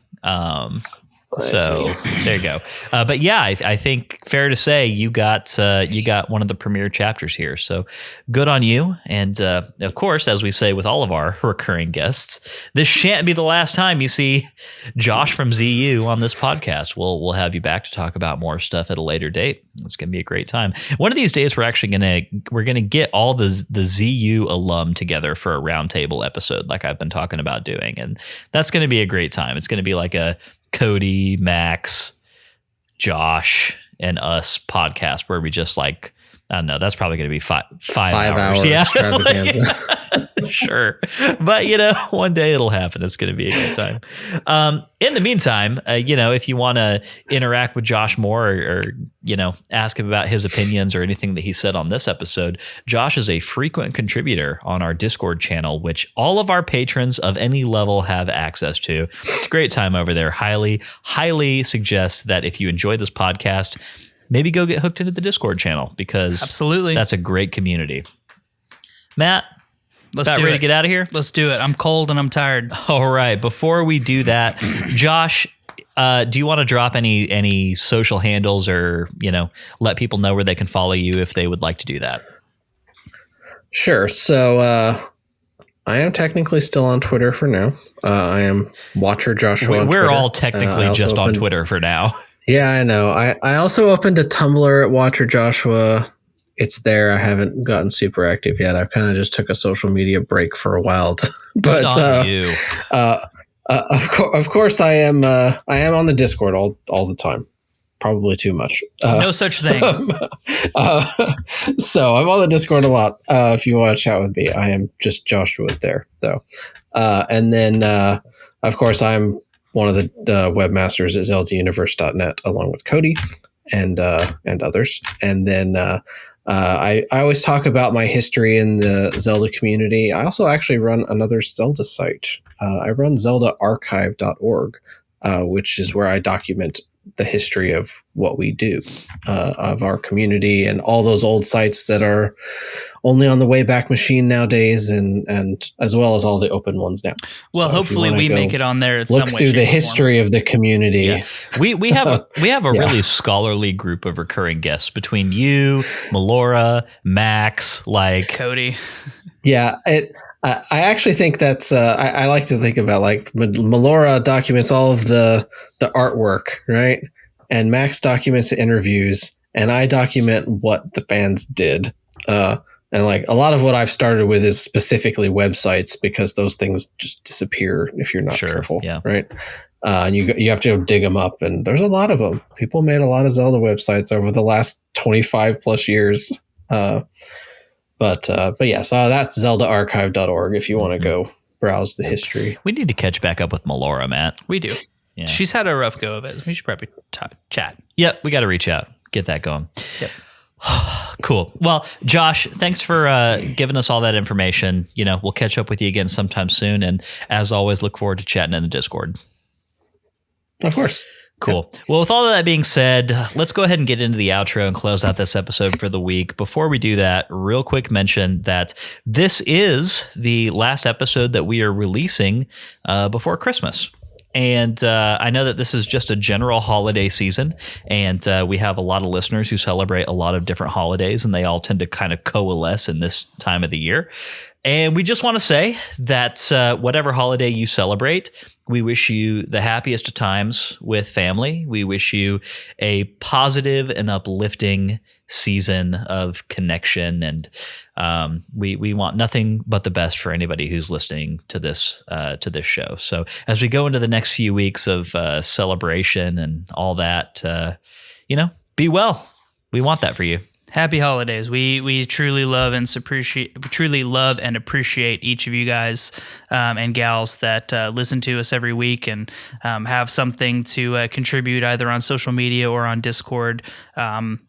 We've said it a lot and we'll continue to say it. This podcast has really gotten a lot more traction than we really ever dreamed of, and we love to just be a part of your lives in whatever way that takes place. And we hope that it is a positive experience for you guys as much as it is for us. And we hope that you guys all have happy and safe and productive and well enjoyed holiday season. Yep. To all guys, gals, and non-binary pals, may your holidays be bright and excellent, and may you meet with nothing but fortune.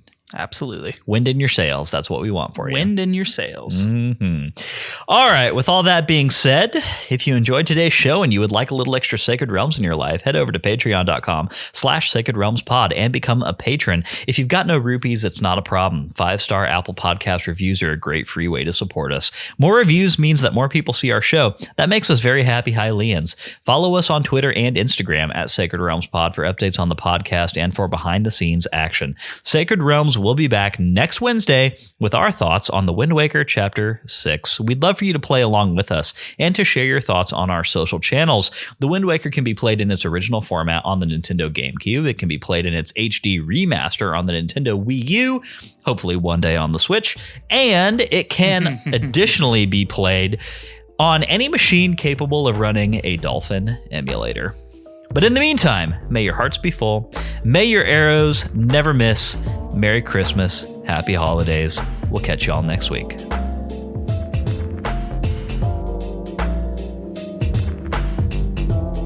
Sacred Realms is an independent podcast production, which is produced, edited, and mixed by me, Lyndon Willoughby. Our music comes from Zelda and Chill by Mikkel and is graciously provided to us by Mikkel and Game Chops Records. Zelda and Chill is available to stream on Spotify or to purchase directly from GameChops.com. Finally, our thanks go to Nintendo for creating such exceptional and innovative experiences.